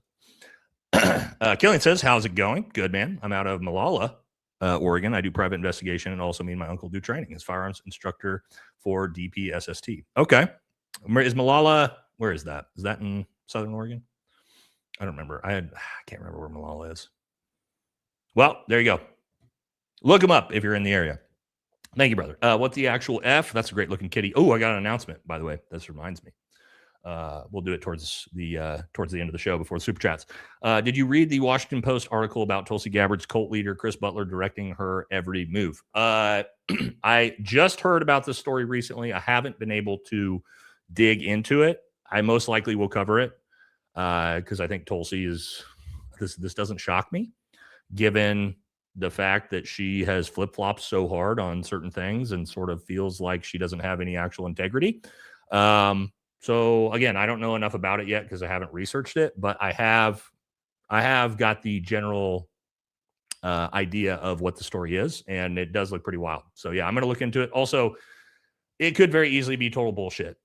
I'll tell you that. That's why I'm not going to really weigh in on it, because I need to make sure I give it the old Nate litmus test before I do an actual episode on it. But I have seen the articles on it. I'll get to it when hopefully this week, or well, I'm sure I will this week. But Tucker Massey 2028, better ticket than most, that's for sure. Thank you, gents. Bruce says, check out Barbara Specter, the plan for mass migration to the West. It's been planned by them for 2 decades, a lot longer than that, homie.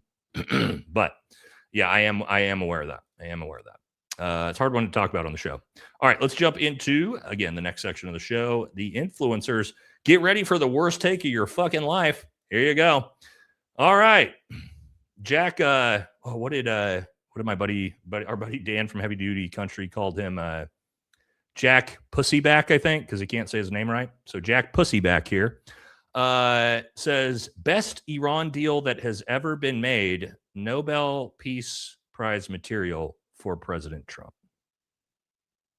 This is a grown man who actually said this. I don't know how they do it. I don't know how they do it, guys. I don't know how grown men can cuck this hard with just like he knows this isn't true, right? But he still does it anyway. I don't know. All right, this clip is wild. These Jubilee clips are just getting out of control. Here's Dean Withers debating 20 MAGA women. This was kind of wild. But listen to this. It's strong alpha males like Donald J. Trump, Spencer Pratt, and our loved Charlie Kirk, who will have secure borders, who will not let criminals Did you on the just street. ironically say strong alpha males? Get a grip. Stand up. You Listen. girl, get a grip. You're a man. You want to mansplain to me? Well, I mean, actually, you just said that men are better at leading than women, I so you do. should listen to every word that I comes out am of my mouth listening. per your perspective, right? Mhm. So if you think that men are the strong alpha males and women are the emotional followers, why I won't you think- follow my lead and listen to what I have to say? First off, because sir, you don't believe what that you is say. a straw man. So I love that she goes, we need strong alpha males, and then proceeds to say, like Donald Trump, Spencer Pratt, and Charlie Kirk. Now, I like Charlie Kirk, but that's alpha male is not a descriptor that has ever been used for any of the 3 of those individuals. I'll be honest though. If you haven't watched that Jubilee, there's a ton of clips of it. It's a rough watch, but Dean intellectually brutalized those women. It was rough to watch, but yes, apparently MAGA females think that Donald Trump and Spencer Pratt, those are alpha males in the current marketplace. I don't know how they do it, guys. I don't know if these people believe these things. Yeah, Dean and his anxiety pen. Yeah, he's Dean's a little bit Dean's, nobody would call Dean an alpha male either, but in fairness, but I just don't know how they do it. Now, again, I got a whole episode on that's probably putting it out tomorrow, so I'm not even going to show you these next couple of clips. It's actually a bunch of the biggest MAGA pussies you've ever seen in your life talking about how masculine they are. It's probably tomorrow's video. So maybe we'll skip these next couple and not give away the not give it away. It's too funny. All right. Just the likes of Stephen Miller and Mark Levine, Ben Shapiro talking about masculinity. That's wild. So let's hold that one for tomorrow, just because it'll be one of my comedy episodes. Let me skip the next couple. Now, I want to show you guys this. This story is pretty crazy. And this was, I don't know if you guys know who this comedian is. I mean, he had 4 million subscribers on Instagram. Now he's got 3 million. He lost 1 million subscribers this week. And that is a comedian named Nate Bargatze. Now, I've seen like a couple of his specials. He's not my type of comedian. He's kind of boring. But anyway, he's an interesting story right now. If you haven't seen this, he is getting destroyed online. I believe he's lost almost 1 million followers since the UFC event. And the reason for that is because his whole thing is all about being an average American, non-political, a good dad. He doesn't cuss. He does like the most PG comedy in the world. He has not posted since the White House event. And if we go to his super nice guy, it seems like, right? This is his whole thing is like dad comedy, I guess. Let's we're not going to watch this, but let's look at the comment section to this guy, this comedian. He's a famous comedian. Let's look at this. Just look at all these. Your career gone, one fell swoop. Dang, dude, you were my favorite comedian. Now you just don't hit the same. Did RFK promise you free ivermectin? What a disappointment. You were my favorite. I mean, how's your publicist week going? Hey, y'all, ever support a pedophile? Man, that's crazy. I mean, they were little girls. It's brutal out here for this dude, right? Now, you might be thinking, well, why? There was tons of people at the UFC event. Well, here was the problem. This was his problem. He didn't tell anybody. For one, his fans are all Democrats, by the way. He didn't tell anybody he was going to go to the event, and he just got caught in a picture. He didn't post about it on his Instagram. He didn't tell anybody about it. He didn't post any photos about it. So it was very clear he didn't want any of his own followers to know he was there hanging out with the pedo class. And well, yeah, and his whole thing is, I'm not political, right? Well, he showed up and was hanging out with the pedos at the UFC event, and oh my God, it has been I don't think I've ever seen anybody get brutalized the way this guy has. And yeah, he got photobombed, right? And yeah, someone said the internet don't miss. Now, the thing about this is it's a douche move by him, right? He should have known better. When you try to hide shit and then you get caught, and you're basically acknowledging guilt. I did something bad because I didn't want anybody to know about it. Had he just stood on business and was like, "Hey guys, I got invited to the White House event. I'm not going there to support politicians. I just really like UFC." And he posted a couple pictures. His audience wouldn't have been happy. They'd have been like, "Come on, man." But the fact that he tried to fucking hide it and tried to hide and he got caught. Ooh. And his audience is like 95% Democrat. Ooh. Yeah. I mean, he's literally destroyed his entire career. All over showing up to the UFC event. It's like, God, man. Ooh, but also you can't claim that you're not political and then show up to an invite only, right? You got to keep in mind also that the UFC event was not open. If this was at a stadium arena, right, where they usually have them, where there's 25,000 people there, and he's just in the crowd somewhere, nobody'd fucking care. Nobody's going to care about that. You went to an invite by Donald Trump only event at the White House. He had to be personally invited by the Trump administration for him to have a ticket.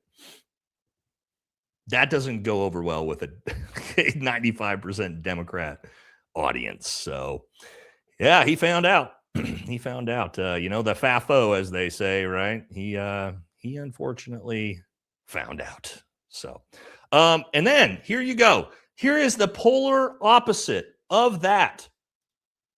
And actually, one of my favorite wrestlers in the WWE, of course. The polar opposite of that, and that is CM Punk, who says, "No, I wouldn't go to the White House. If David Duke invites me over for tacos, I'm not going. A racist is a racist. I call it like I see it."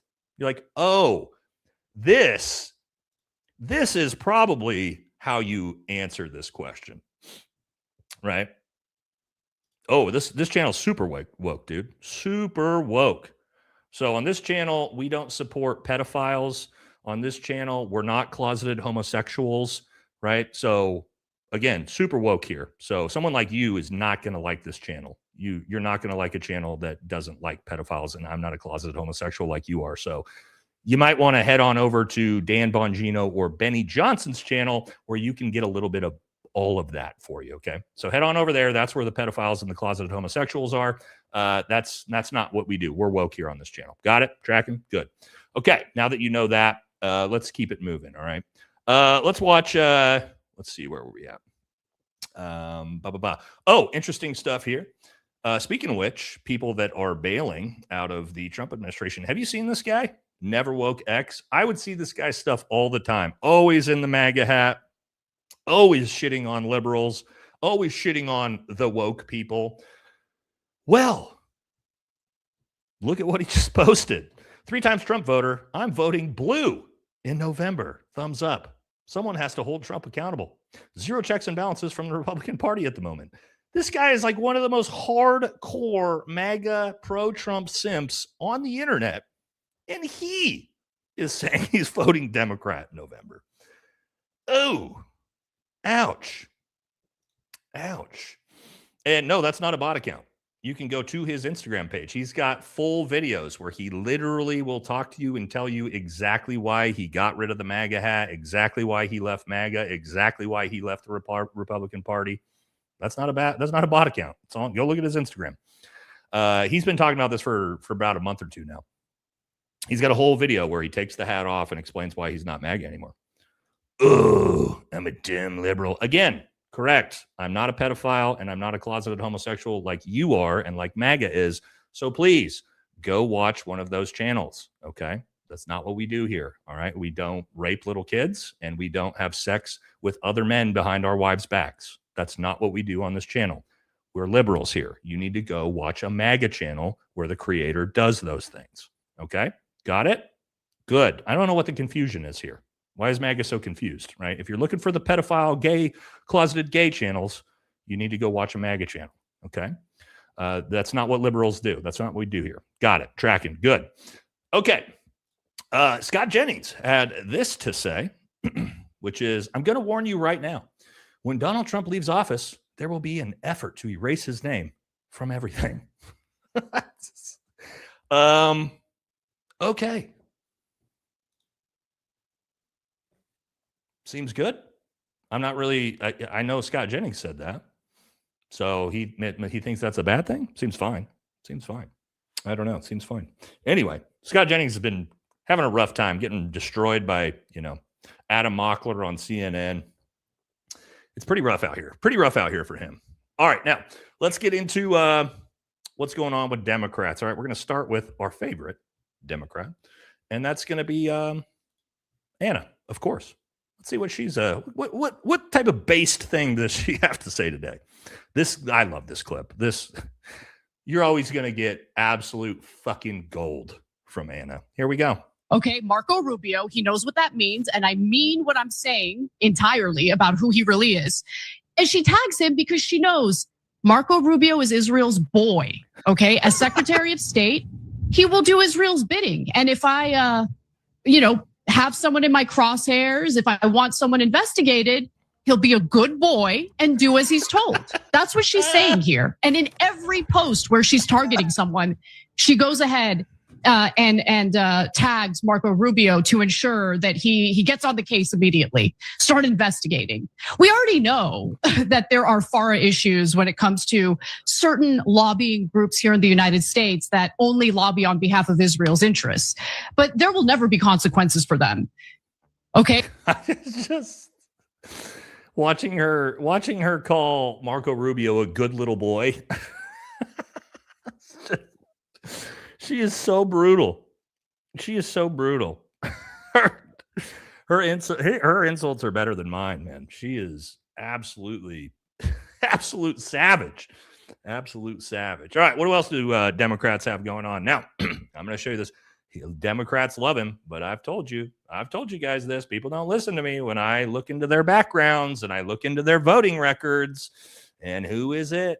who do we have? James Tallarico. And who is this? Jewish Dems. Who do they endorse? There he is. Yes, the good boy, the massive Zionist. So there you go, Texas. You can choose between Ken Paxton, who's a literal pedophile protecting criminal, or James Tallarico, who is a hardcore Zio. There you go, Texas. Enjoy that one. Enjoy that one, guys. I told you guys. I said check his voting record. And there it is. Once I get it blown in.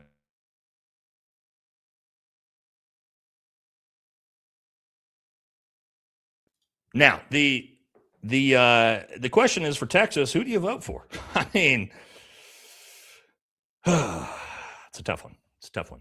Anyway, sucks because he says a lot of good things. James Tallarico is one of those you gotta pay attention to these politicians, guys, because you will never hear him talking about it. You'll never hear him talking about it. He's a crafty politician, right?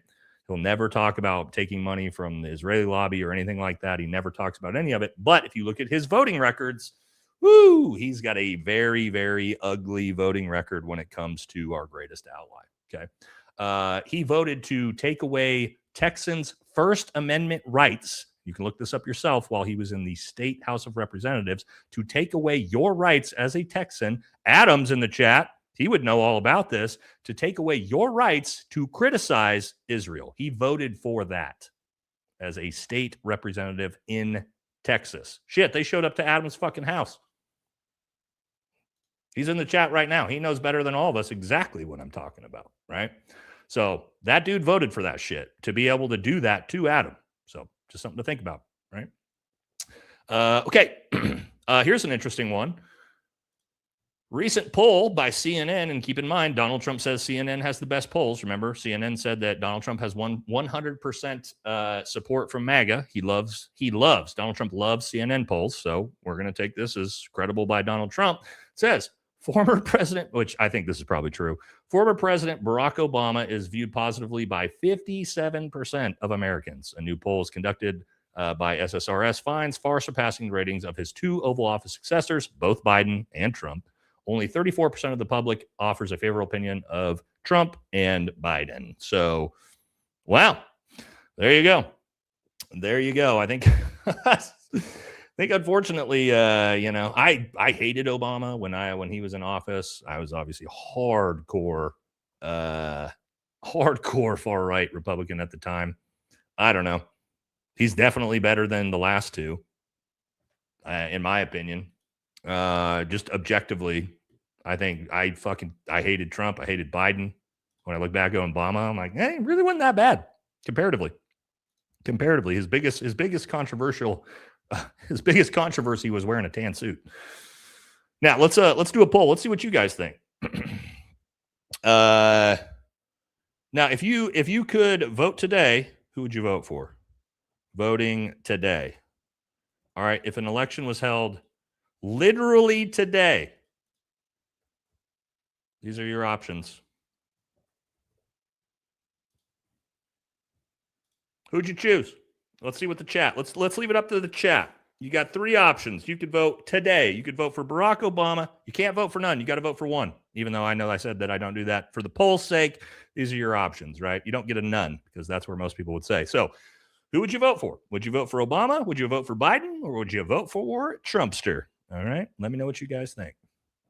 Now, of course, you got this.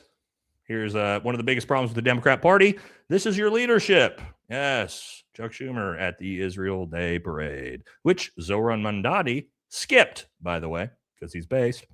But yeah, there you go. Here he is, just out doing shit that's important, I guess. Let's see here. Oh, here's just one. Figured I'd throw in because, this is who Graham Plattner is running against, Susan Collins. So for all the people talking shit about Graham Plattner, here's his opponent. Here's his opponent. So, Maine, you can look at that. That's pretty wild, huh? Pretty wild, huh? All right, we got to the last section of the show, which is fortunately talked about them a lot already. So if we're going to get in trouble, we're probably going to get in trouble already. Let's do a couple super chats and then we'll do our greatest ally section, huh? All right, because there's some really rough stuff in that section tonight. Joe says reflecting pool or reflecting fool. Confused. Help me out, y'all. Well, if Donald Trump looked into the pool, it would be the latter. Thank you, Joe. $2 to clean it. The rest to our greatest ally. Yes. That's where probably like 13.9 million of it went. For 14 million, they could have tiled the bottom of the pool. True. They drove all the POTUS limos, beasts, over the fresh paint before they filled it with dirty water. Then hydrogen peroxide was dumped in. Yeah, I saw that. Why did they do that, though? Do you guys know? I saw them drive the motorcade through it. Like, why? I don't know. Anyway, AJ says, Trump. Oh, it's a song. And I saw my reflection in a swamp-colored pool till impeachment kicked me out. Yeah, we'll see.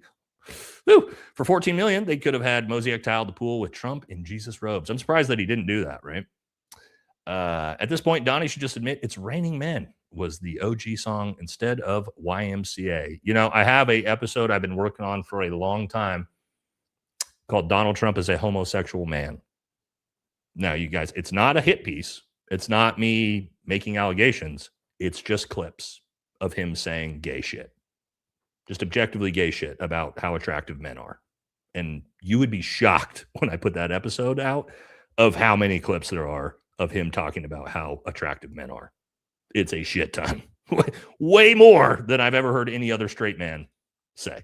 So anyway, I've been working on that one for a long time. Just really building out that one. It's pretty wild out there.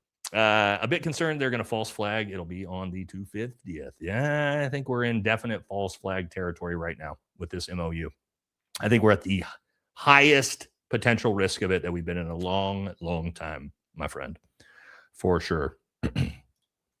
Have you checked out Andre Geek? He does excellent breakdowns on financials and just broke down the new BS Kevin Warsh is doing. Andre Geek. Sounds familiar. Let me look. I do recognize it. I do watch some of his stuff sometimes. I haven't watched that one yet, though. I will check it out. Yeah, I do watch some of his stuff, actually. Here and there. I'm not like a dedicated viewer, but I'll watch his stuff when I see it randomly. I'll check that out, though. Thank you.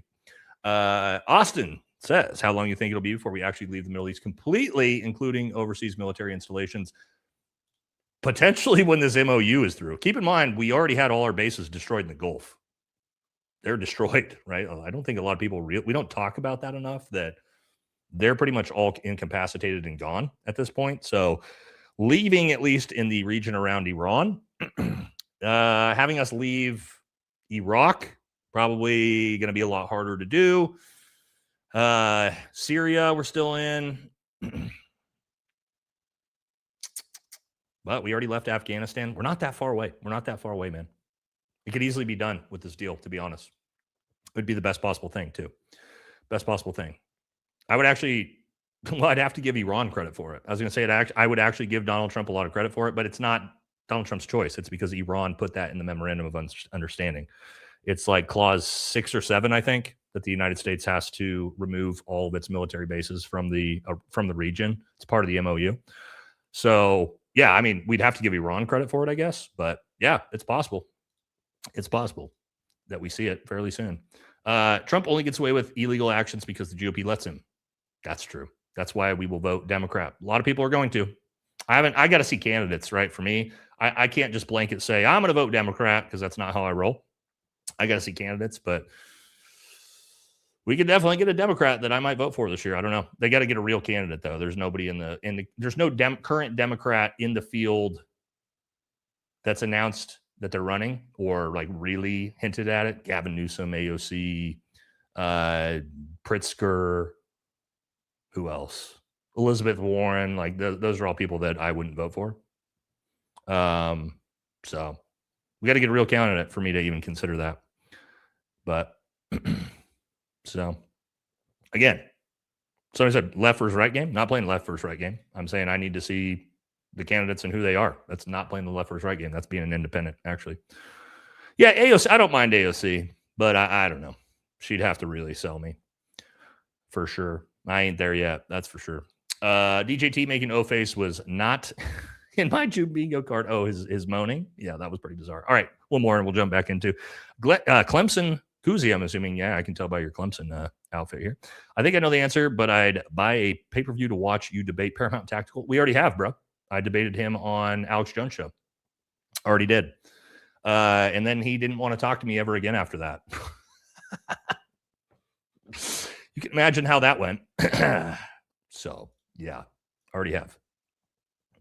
He wasn't a very big fan of that.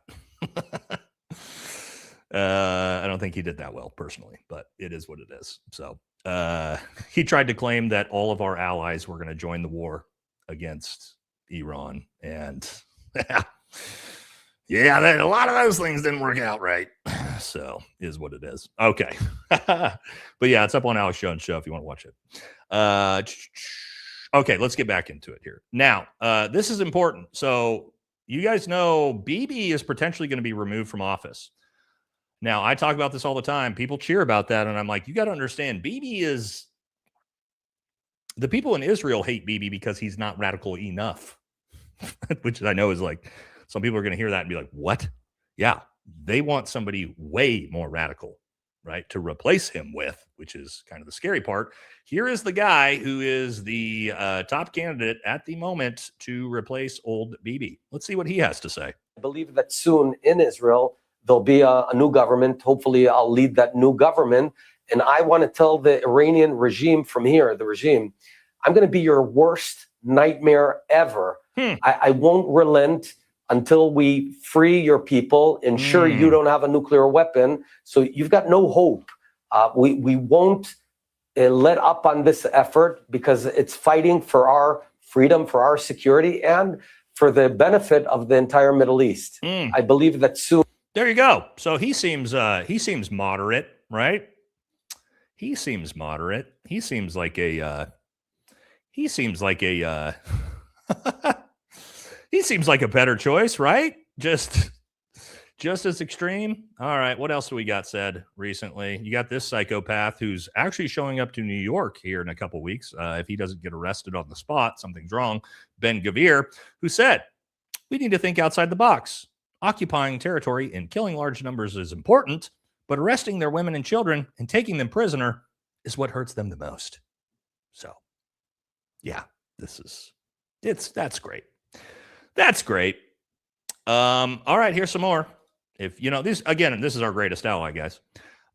So in Hebrew, one of our greatest allies, friends here said, one symbolic bomb in Washington will remind Trump that he's not omnipotent and will restore our national honor. Okay. Well, that seems like a threat. Again, greatest ally, by the way, right? That's like the type of stuff your ally says about you, is that they're going to nuke Washington, D.C. That's great. This one was on Fox News. Fox News posted this. There we go. When I was coming into the studio, I was thinking, what can I compare this to? Do you remember the movie Planet of the Apes? The human people that came to the planet. All of a sudden, you're weird. You're the killer. You're the rotten person. Because they believed in all the evils that was unproven.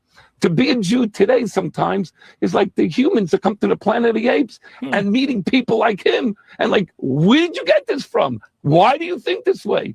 And it's almost impossible to talk to these people, to reason to these people, because hate is an emotion. It's not intellect. Yeah. There you go.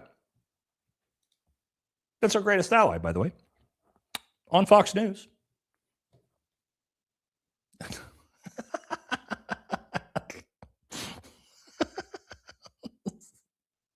BB's in the chat, friend of the show, has shown up and apparently liked that last clip. Shocker. Friend of the show, Bibi Netanyahu is here. So good to see you, Bibi. Just some statistics, something to think about. Our greatest ally has unalived 100,000 people in the last 1,000 days in Palestine and Lebanon. That means that they've killed around 100 people a day for the last 1,000 straight days. So, that doesn't seem great. That seems pretty psychotic and genocidal, doesn't it? Okay. Here's another one. Our greatest ally, by the way. Here's a actual friend of the show, Jack from Black Scout Survival. an Israeli journalist for Fox News, posting maybe USA needs another Pearl Harbor or 9/11 to remember who the enemy is and who is the friend. Well, I remember some of you guys dancing after that happened. You know what I'm saying? I remember that. So then we got the rumors about Netanyahu and Trump, right? This is not conspiracy theory territory. This is what you call history class. Look at the USS Maine. To this day, people still debate exactly what caused the explosion. But remember, the Maine became the rallying cry that pushed America into war with Spain. So that was a Fox News contributor. Who said maybe the United States needs another Pearl Harbor or 9/11. Fox News contributor, by the way. Greatest ally. Because that's how allies talk about each other, right? Pretty wild. Okay, let's see. Where am I at here? And then final one. You guys know Keir Starmer got removed as prime minister or resigned as prime minister of England. Well, we've seen who is probably going to take his place. Oh, excuse me. Hiccups. We saw who's going to take his place. Check this out.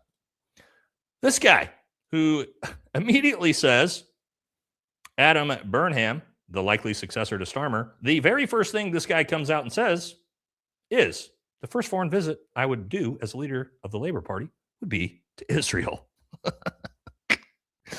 Oh, it just never stops, dude. It never stops. I would criticize the UK for it, but shit, they own our country too. So what are we going to do, huh? What are we going to do here? So, wow. Good thing we put those Israel flags up in the chat earlier today, huh? This show's been a little sketchy. Just talking about, and again, it's crazy that I got to say that it's sketchy. Just me showing you things they're saying out of their own mouths on their own social media pages. That's kind of dangerous for me to do. But yeah, just showing you, not giving you my opinion on it, just showing you what they're saying. Greatest ally, fantastic ally. Okay, that did it. Ooh, a little bit long on the show tonight, almost 3 hours. So thank you all so much for sticking with us the entire way. Do have some announcements before you take off, if you're not going to stick around for the super chats. If you do, guys, those of you that stayed around for the super chats, it's usually the funniest part of the show. JD DeLay was saying the other day that we have the funniest community here, the funniest audience. You guys are the funniest. So it's usually the super chat section is actually one of the more fun parts of the show. But anyway, quick announcement. Okay. I know we weren't here last Friday. I'm sorry. It's the summer. I'm kind of doing some things, visiting family. I went and saw my sister last weekend. I will not be here this Friday either. I know, I'm sorry, but we have a big announcement. We are going to be out of town to pick up another kitty. Yes, Munchkin is getting a sister.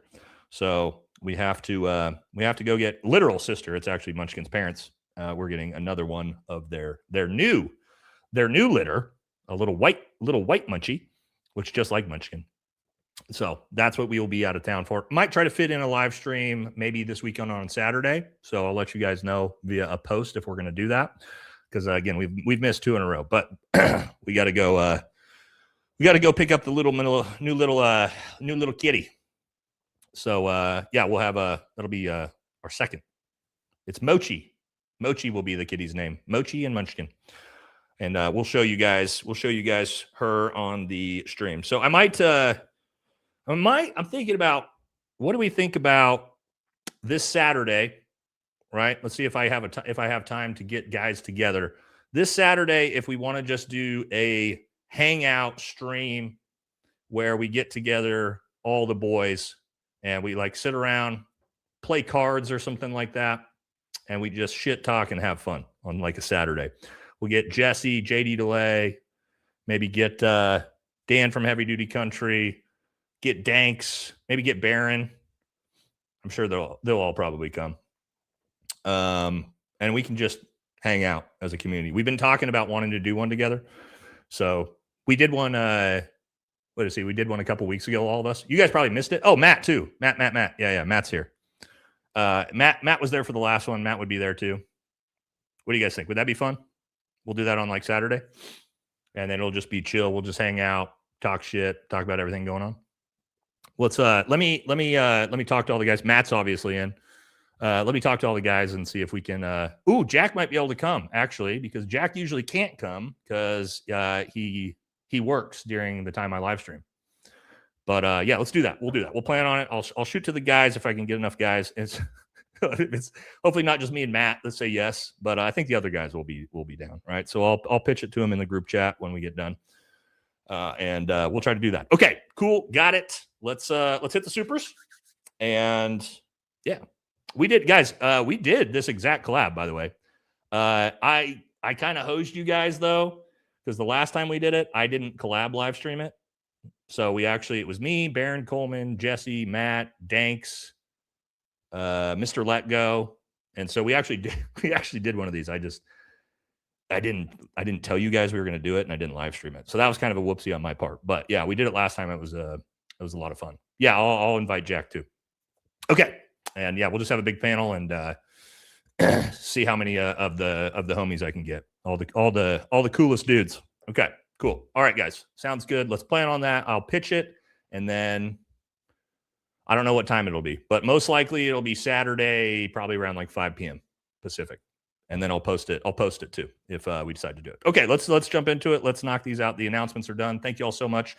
Let's do it. Let's get through this. Let's get some super chats in. Long show. All right. Reset Government says the only thing holding it all together is our belief and trust in the dollar. And that's fading fast. And not just your belief and trust in the dollar, but the actual value of the dollar has lost 99% of its value. So that's a big problem too. But yes, you're not wrong. Sure, Jan says, I've always been worried that our Grace ally had a nuke and never inspected. To me, they are the T-words. They were on the T-word watch list before 1948. This is all true. And I think most of the world feels that way at the moment. And I don't really disagree. And like Tucker was talking about, that is a big fear for a lot of people right now, because we are pushing them dangerously close to where they don't want to be, which is no support from America. Cody says Trump's gonna find out he can't do whatever he wants when the Dems win and fall and throw his ass out. Yeah. The problem is, man, like, here's what's crazy though. Hakeem Jeffries came out and said he has no intentions of impeaching Donald Trump, even if the Democrats win the House and the Senate in 2026. It's like, how are you going to have the House minority leader say some shit like that as a Democrat? So we'll see what Democrats do.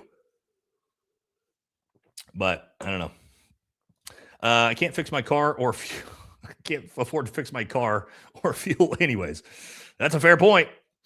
Kenneth says what they have to do with the reflection pool is they need to put like 5 small fountains in it and some drains going and a filter system. Yes, it's standing water. You would think, Kenneth, you probably could have solved this problem for the Trump administration. It's pretty wild that there's nobody there who walked out there and is like, hey, this is standing water.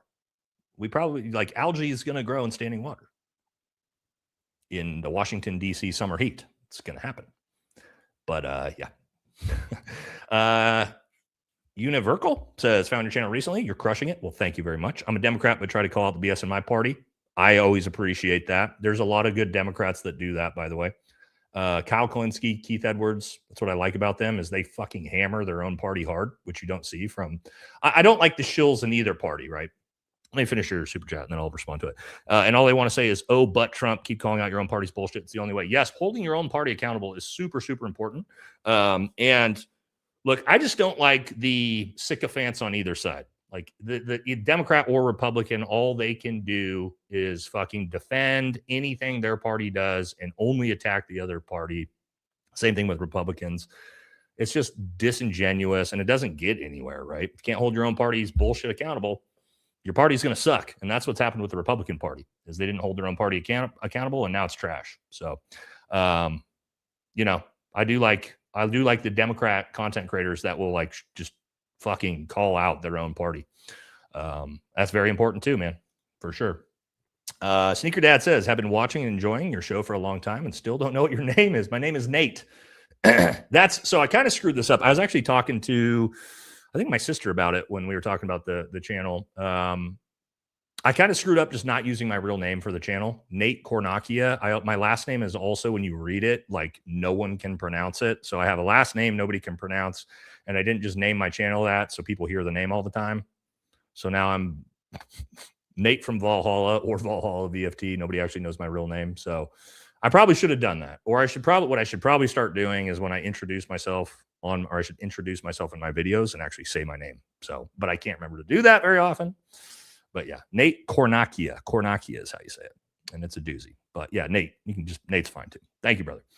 Jen says, my husband and I aren't paycheck to paycheck, but we are new tires to pet surgery. Ooh, yeah, I know what you mean here. We decided not to have more kids because our savings has gotten hit so hard it seemed more responsible than debt. Yeah, so this is another situation of sort of like that hanging in there to good, where it's like you're not living paycheck to paycheck, but one big life crisis could put you in massive debt, right? I think a huge portion of Americans, that's how I lived in the military. Well, I was fucking poor forever in the military until I became a senior NCO in Army Special Forces. And then that's about where I was, right? Was not in debt, or not, I did have debt, but not bad debt, but not living paycheck to paycheck, but like one big surgery or something crazy, can put you there. So yeah, I think that's where a lot of people are at right now. So, hanging in there. Everybody's hanging in there. Voted for Trump so Americans go broke. Okay, well, that doesn't seem like a very good American. Doesn't seem like a very good American, but you do you. ABC says Texans are some of the most patriotic people you meet. The fact Ted Cruz keeps getting elected, even after saying his number one reason for being in Congress is to serve you-know-who, is mind-boggling to me. Yes. But the thing is like, they're patriotic, but like, you got to keep in mind, Fox News boomer Zionists think they're patriotic. They wave the American flag. They listen to country music. They wear the cowboy hat. They got the cattle ranch. And then they'll simp for Bibi Netanyahu. None of it makes sense. It doesn't make sense, but there's a lot of that. There's a lot of that, man. You know what I mean? So Florida's the same way. Nope, Biden. Oh, I didn't check the poll. What you guys said, our 3-choice poll between presidents. Who'd you guys choose? Goddamn, my studio, of course, is going to not show me here. God damn it, come on. Does this after about 3 hours? No. You guys probably could have told me the results, right? That probably would have been easier. Oh shit. I figured it would be Obama for sure, but I didn't realize it'd be that big of a blowout. Wow, that's not even close. But I get it. Right? If you had the choice between the three of them, that's who I would choose. I'm definitely not voting for. I don't know who I would do 2 and 3. I think they're both so bad, Biden and Trump. I hated both. I hated Biden. And I wanted to give Biden a chance, guys. I did. But I thought the withdrawal from Afghanistan, especially, you got to understand, because I was part of the planning process and was supposed to be the unit that was going to be in Bagram for a Special Forces group, my unit. And I was supposed to be there with my team. We were supposed to be the ones facilitating the withdrawal. I have a really personal anger and problem with what happened there. And I blame that all on Biden because it's his fault. And I know it's his fault because, again, I was privy to all the information on it. That I have a visceral hate towards Biden for that. But I also can't stand Trump. So it's a tough one. It's a tough one there. But yeah, I definitely would choose Obama over fucking either of them in a heartbeat right now if I could. Whale said the villain just slivers into another layer. We're going to vote on the next forked tongue in 2028. True, man, true. And get the same 4 years on repeat. Our system is perfectly wired for hopium, vote, and wait. Yep. It's also perfectly designed for people who lie. You know, we got a lot of that. I voted for Trump because he bankrupted casinos. Okay, seems like a good idea. You want to put somebody who bankrupted casinos in charge of the U.S. economy? Smart guy for sure. Ryan, big $100 donation. Thank you so much, man. This is super generous from you. Says they want us to not notice it's class warfare, hence bread and circuses and war. Yeah, so that the natives finally get angry enough to rewrite the equation. Yeah, man. I mean, this is 100% true. This has been going on forever. Keep the peasants preoccupied, give them just enough porridge, have some gladiator events, right? It's been going on forever. Thousands of years, right? Gods and clods, you know? It's been around forever, man. And I don't know. I don't know if there's a way to fix it. Hopefully, with the access to information that we all have, people are waking up. People are noticing in a way that human beings have never done in the history of human beings because of our access to information and because of our access to independent media. So I do have some hope, you know, potentially moving forward. But it's going to be rough. Thank you, brother. That was very, very generous of you. Noni Russell says, Trump is drinking the reflection pond water. Oh, I hope not. It doesn't look safe, although it's not probably much worse than his regular diet. If the U.S. is a net exporter, then WTF is on the oil shortage. Isn't that funny? Isn't that interesting? How are we the number one exporter in the world if we don't have any oil for our own people? That's when you know, people are lying to you. It's typically how that works. Thank you. AJ says Trump did this on purpose to create a squeeze situation by telling Iran that, not a short squeeze. Yeah. Thank you, AJ. At least, was this California has trains and buses, or is this Canada? I don't know which one. But yeah. Now that we're in post, Big E, can we schedule a rewatch of True Detective Season 1? We need to investigate what the TV gods were trying to tell us. We're not post-Epstein, though. That's the problem. We only have half the files. Where the other half? Todd Blanche? Oh, that's right. They're not going to give them to us now. Maybe once the Iran war cools down, like people will get refocused and we can, you know, get Congress to force the rest out. Problem is Thomas Massie will probably be gone by the time that happens. And so we're never going to get the rest unless maybe somebody, I don't know, the next person who runs, although they're probably going to promise to release him and then not release him too. So who knows? Joe says the icing on the cake would be for Trump to announce we don't need Iran in the Strait. We will buy oil from Russia and bring it over the North Sea. Just saying, at this point, screw it. Why not, dude? Screw it. Why not? But yeah, who knows what's going to happen to that. Thank you, Joe.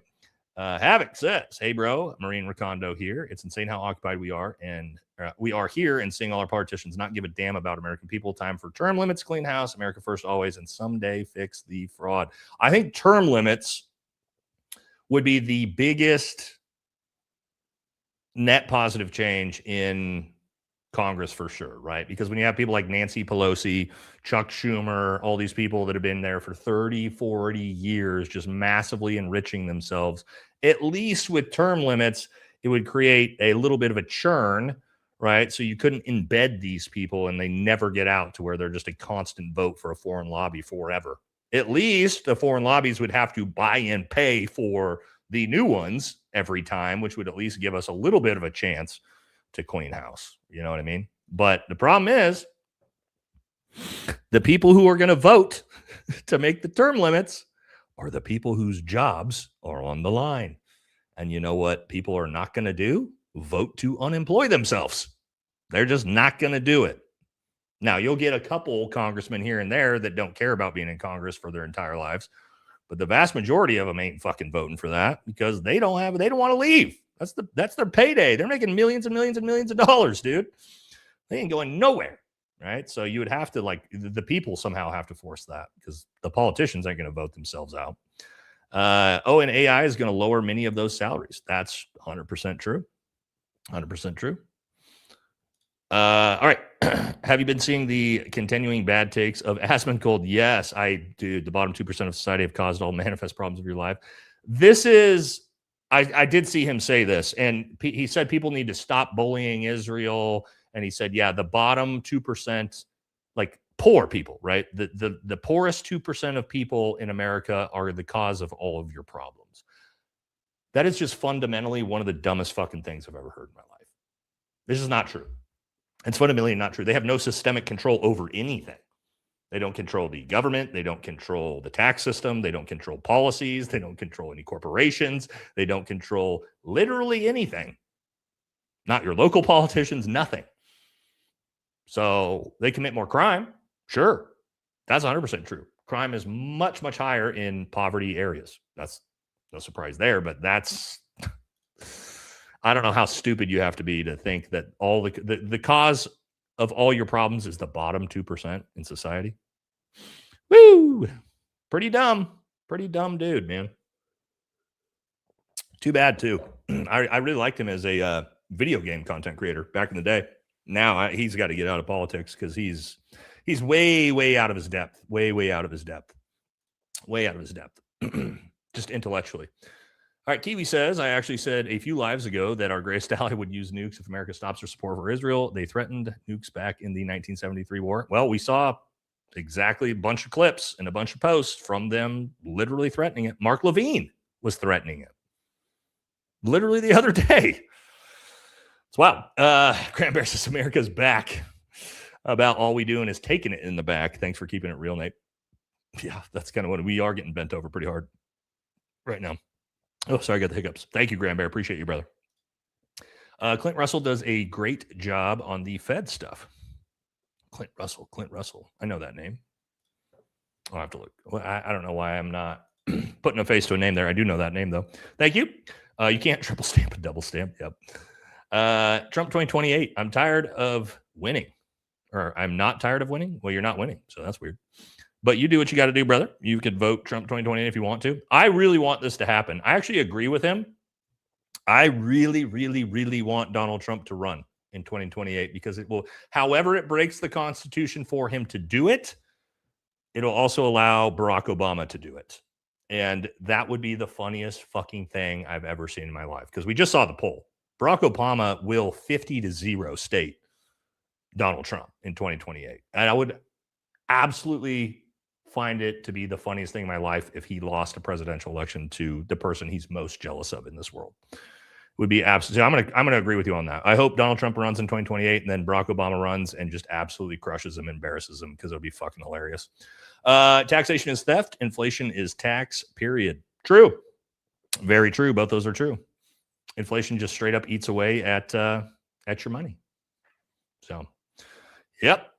Careful what you wish for. Next will be Logan's Run coming to steal their money. Okay. Boomers evil. Okay. They targets of an upcoming Logan's Run of them. I'm not sure what you mean by Logan's Run. I'm not sure what a Logan's Run is. I don't know the term. Yeah, Elon Musk tells you to have kids. He's got a ton of them, man. How many kids does he have? Like 15 kids with like 12 baby mamas? He's out there doing it. Maybe not that many. I think he's up over close to 10. He's got the Nick Cannon thing going on. They're already at over 3,000 data centers. Yeah, I know. And they're planning on over 5,000 more while they're arresting people for speaking out against them and Flock systems. This is actually true, too. They are starting to crack down on dissent against data systems. Oh, it's crazy. Means test SSI.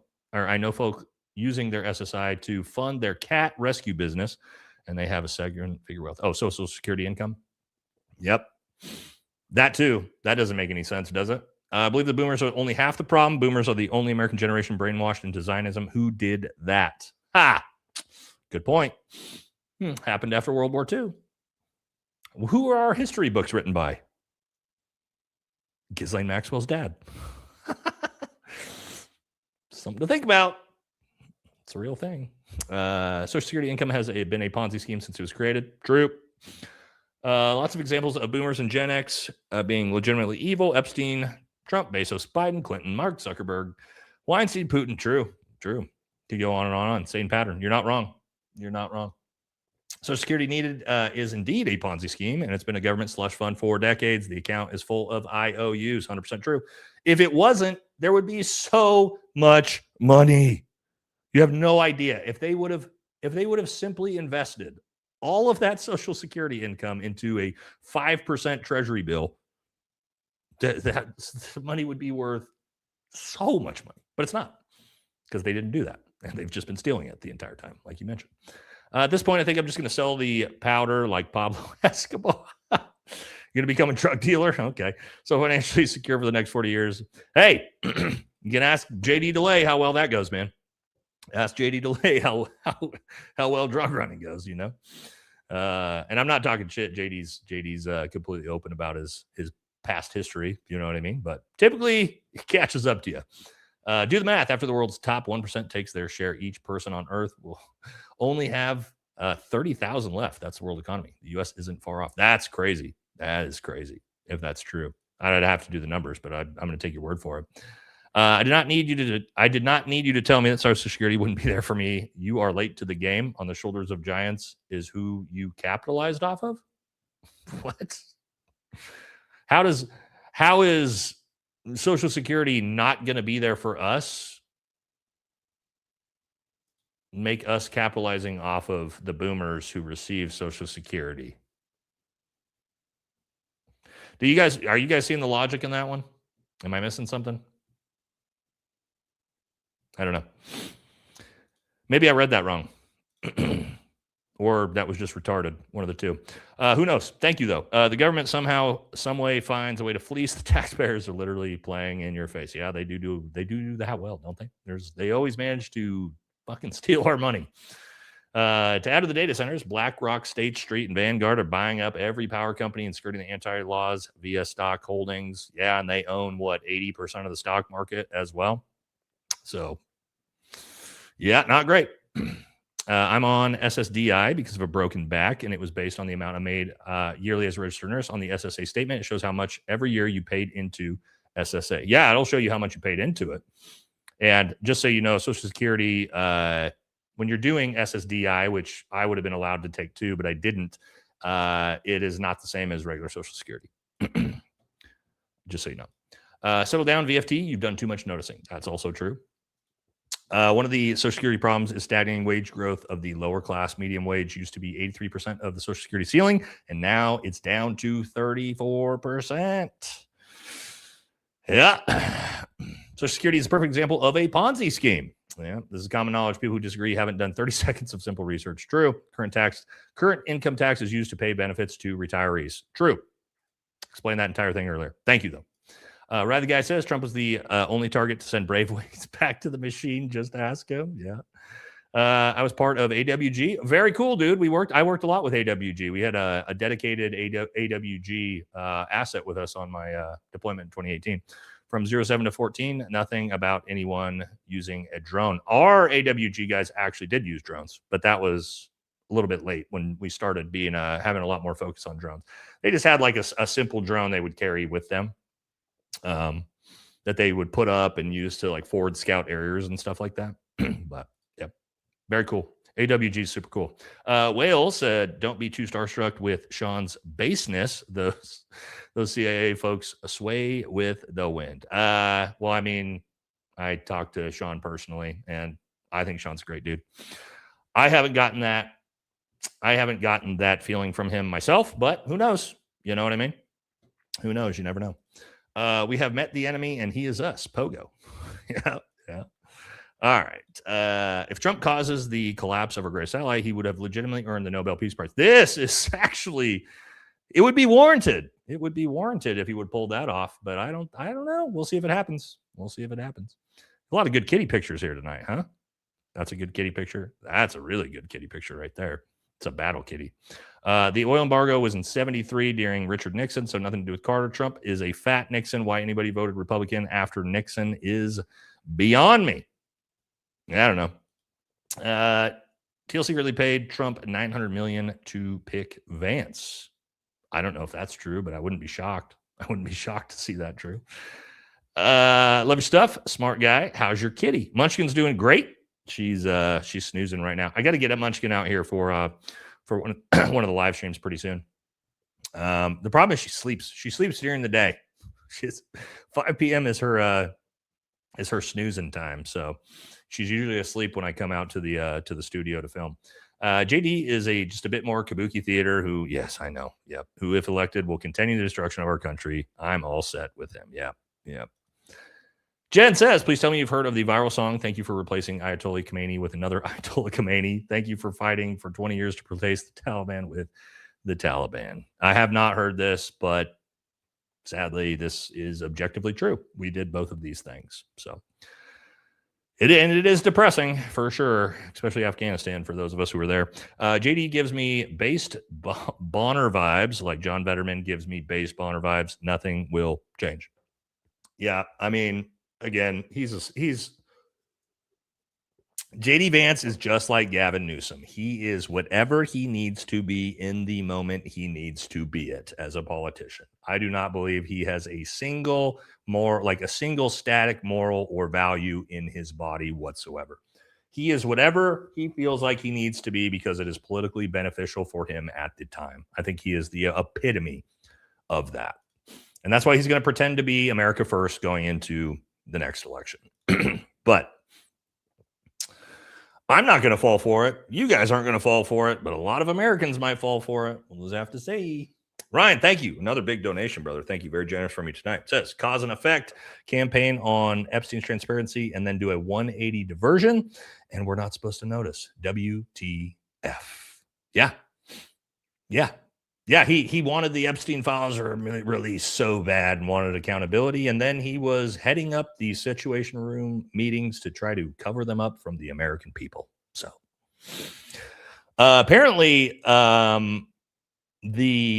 there are actual audio tapes that the New York Times has from the Situation Room, which I wonder where they got those audio tapes. Where do you guys think the New York Times got audio tapes of what was going on in the Situation Room, which is supposed to be like the most secure center to handle national security emergencies and wartime things? How do you think they got audio tapes of that? I could guess. I could guess who gave it to them. You know, might be the people that the Pentagon just said was the greatest spy and intelligence threat to the United States like a month ago. You remember that? Just saying. Grab Bear says, my J friends are losing their shit on social media. If any options other than leveling around or discuss, no exaggeration. 100% true. 100% true, man. That's all they care about. Death and destruction, man. They are obsessed with it. It's gross. Hey, brother, would you reach out to Will Sexton? He had a great video about Vance and his ally connection and would be a great collab. Will Sexton. I don't know who that is. Let me look. Or I might. Sometimes I just don't know. Well, and maybe that's a YouTube channel. All right, I'll pull. Oh, Beryllium. I didn't know. Oh, I didn't know that was his full name. I knew Will from Beryllium. Yeah, I've talked to him before. Actually, we talked about doing a show together. I've talked to him offline. We never got around to doing it, but yeah, we definitely should. We have talked about doing a show together though, so I could reach back out to him. We talked about it and then just never coordinated it before. But he's super based in the Gen Z space on exactly all this stuff. But yeah, he does seem like a really cool guy. I've talked to him a couple times. Yeah, I could do that. I could reach out to him. He's got really great content too, by the way. Really great content. We were thinking about doing an episode and talking about like sort of the Gen Z space and America First and why so many Gen Z are moving in that direction. So yeah, I'll reach back out to him. Thank you. People working 2 jobs is why. Yeah. Is that must baby? Don't know. We're just really effed through a hole in the sheet. Deport Randy Fine. I do like this one. I agree 100%. You guys forget Democrats used to be tyrants. No, nobody forgot that. That's why I talk about it all the time. I just got done talking about how terrible Joe Biden was literally 6 minutes ago. So not on this channel. I'd shit on everybody. That's a problem. Left, right, and center. Jesse Ventura brought this up years ago. If you take money, I love Jesse Ventura, by the way. If you take money, you should be wearing their patch on your suit coat, just like NASCAR requires. Yeah, I think George Carlin also did a joke about this. But yeah, this would be amazing.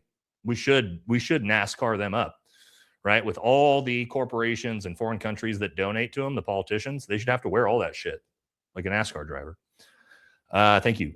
Katie says, our great ally is mad about the deal. Our buddy BB skipped the live tonight. He did show up for a moment. I did see him for a moment, but I see he didn't. BB didn't donate to the channel tonight. He's maybe a little bit pissed off. Things are not going well for BB right now.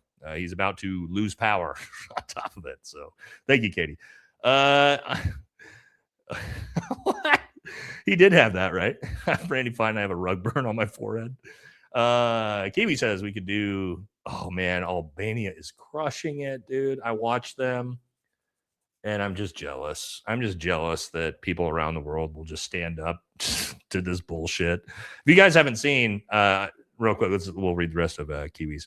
They got that shit down. Seems we have forgotten how to come together in mass protests for actual reasons. If you guys haven't seen Albania, obviously the Kushners were planning on turning it into like Epstein's new island out there. And they actually like came there to develop all of it, and, like build and construct on it. And the Albanian people are just there tearing everything down. Just like literally shoving their containers, like the big containers that they're like starting to do constructive with, just like shoving them off cliffs and shit. It's raw. They don't care. They're awesome. Albania is wild. If you guys haven't seen that, you should definitely be on the lookout for Albania standing up to our government, essentially. Max says, suppressed book. We Are the American Zombies. Haven't heard of that. Thank you. Well, thank you, Stephanie. No comment. Appreciate it. Oh, there he is. There he is. There he is. Katie, there he is. All right.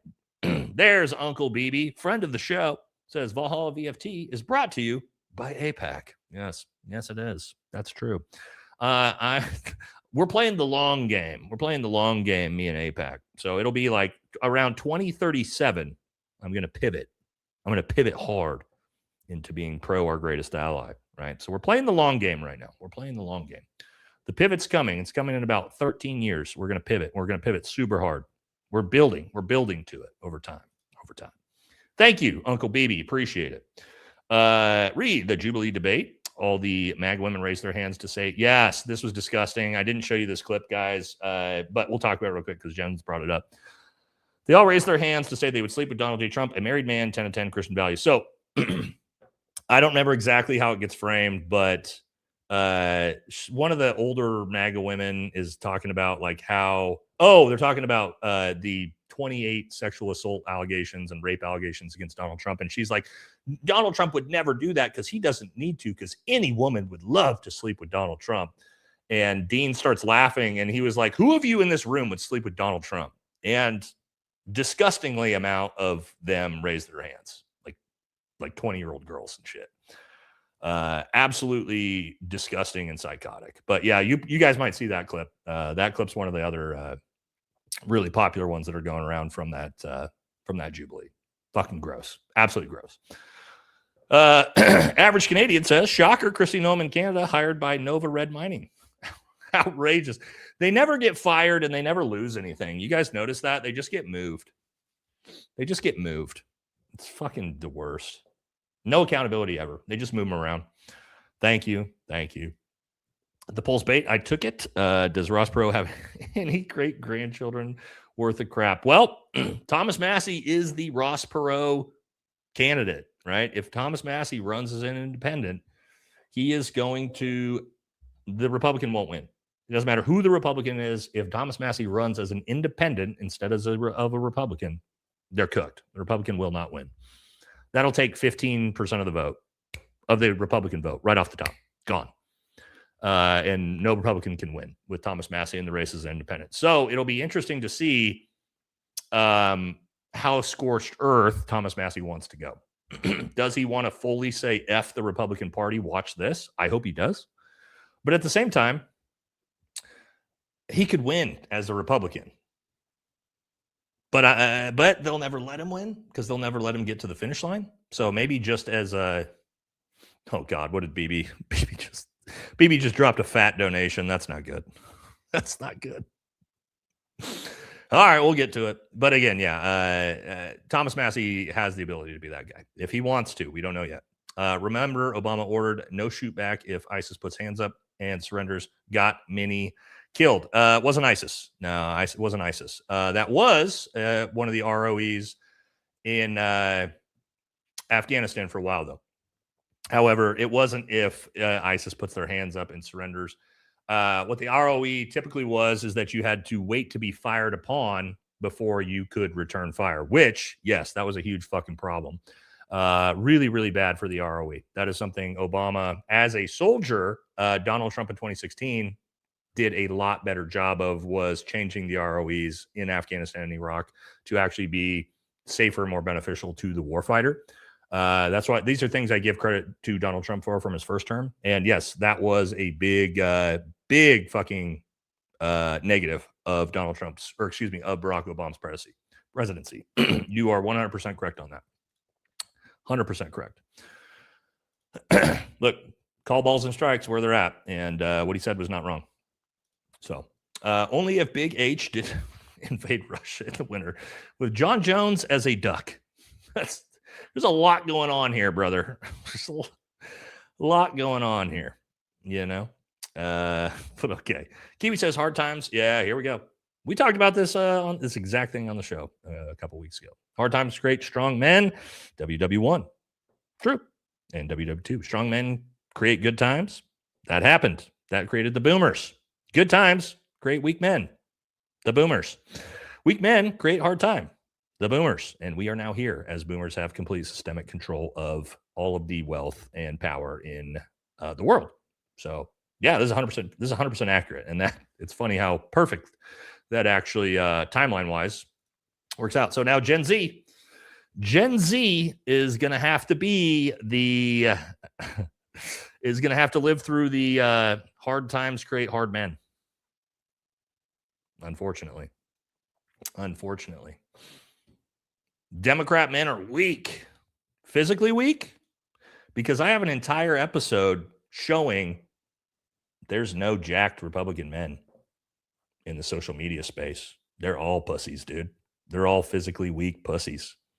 And I can point to Hassan Piker and go, Hassan Piker could literally beat the shit out of every conservative MAGA influencer on the internet.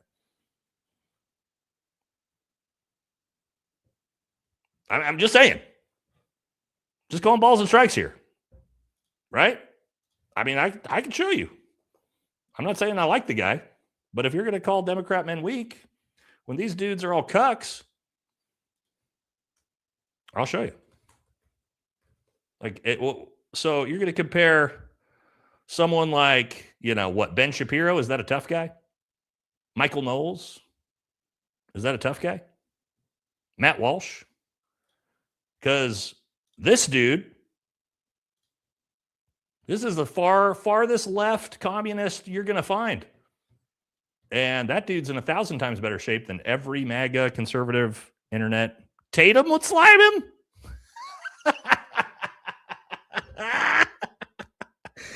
You think a morbidly obese dude who's going to gas out in 18 seconds is sliming anybody? No, homie. You don't know anything about fighting. The second I see morbidly obese, you're done. No. That's not how anything works in the fighting space, my dude. No. Yeah, no. But that's my point. Like, you can say those things, and then I can say, who are you talking about? Benny Johnson?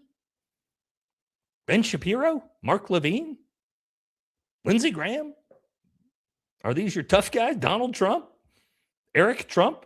Donald Trump Jr.? Barron Trump? Can we find one?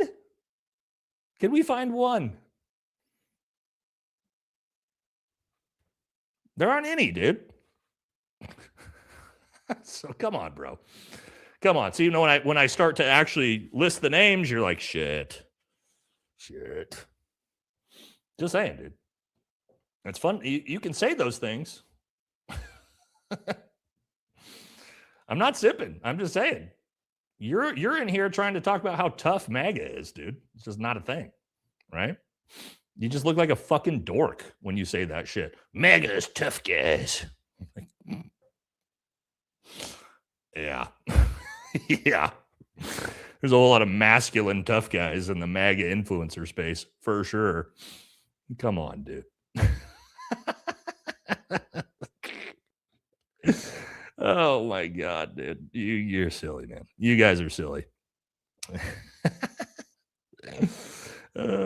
Say what I mean. Pretty sure I am. I'm calling them all fucking pussies. What more do you want me to say? How more forward can I be? Okay, Jesus Christ, man. You guys are silly sometimes. MAGA gets real silly in here sometimes. All right. You're watching the primaries in New York. The Dem-Zios are getting their stuff pushed in. Brad Lander crushed Dan Goldman. The primaries for what in New York? What are we talking about? State? Are we talking about? I don't know what race we're talking about here. I'm not aware. When we say that the person on the roof needs to be saved, we mean grab a trampoline or something. When or Chris Talley says it, they mean from existence. Oh my God, dude. Oh, the difference between Christianity and them. Jesus Christ, that's that's hilarious. All right. Dak said, since I got my America First hat from you, my test levels went from 800 to 1400. That's a true thing. I grew a second set of balls. It's true. It'll happen. My buddies call me 4-pack now. Hey, there you guys go. It's right there for you. If you guys are looking to increase your testosterone levels 600 points, grab yourself an America First hat from Valhalla VFT. It's true. It's true. This hat will increase your test levels by 40 to 60% the second you put it on your head. It actually won't. Please don't. Please don't actually think that's true. Okay. But that is yes, that's a glowing review. Yeah. It is a fantastic review. Thank you. Appreciate it. Buff like Jesus, one of the mods, baby. Thank you so much. 10 Valhalla VFT memberships to the community. Appreciate it. Thank you, brother. Sure, Jan said they threatened Cash with criminal charges if the e-file is not turned over by December 20th, federal judge. Well, let's hope we fucking get him at some point. We were supposed to already have him. You know what I mean? They threatened Todd Blanche with that too, and he just doesn't seem to care. So we'll see. The problem is the Department of Justice is run by Trump. So even if a federal judge does it, then the DOJ can just overturn it. So it's all silly. It's all silly. Anyway, term limits and Congress, the fox owns the hen house and he likes the eggs too much. That's true too. All right, here we go. Good God. Let me see. This is BB's. I got to check BB's messages before I put them up on the screen because sometimes he likes to say stuff he's not supposed to. But this one looks fine. All right, Bibi Netanyahu, friend of the show, the big $100 donation. Make sure you clip this, guys. Says, my next move as head of Israel will be to start live streaming a podcast called Israel VFT. It will be hosted by a high-speed IDF soldier, and he will promote our great nation and slightly resemble Nate, but he will wear a yarmulke instead of a baseball cap. Well, look, it actually sounds like a pretty good idea for the show. You'll probably be fairly successful with it. So yeah, baby. Knock yourself out, brother. Again, thank you so much to Benjamin Netanyahu, friend of the show. Okay, that actually wouldn't be surprised to see him do something like that. All right.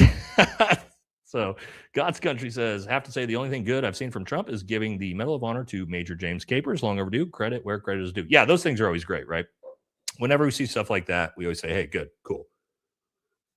Things like the Ibogaine bill for, veterans with PTSD, things like that, I'll always give a thumbs up to, for sure.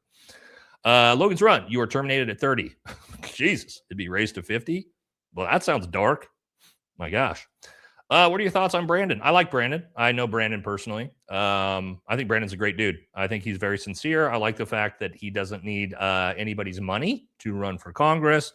And I think he's a great choice. I'm not a big fan of the Trump endorsement, obviously, but hey, sometimes you got to do what you got to do to win in Texas, right? So it is what it is. But I think Brandon will do a really good job. And I think he will vote. I think he'll be great on policy, right? But no, I like Brandon a lot. And the times I've talked to him personally one-on-one, he's been super nice. And yeah, he seems like a great dude. So we support him on the channel as well.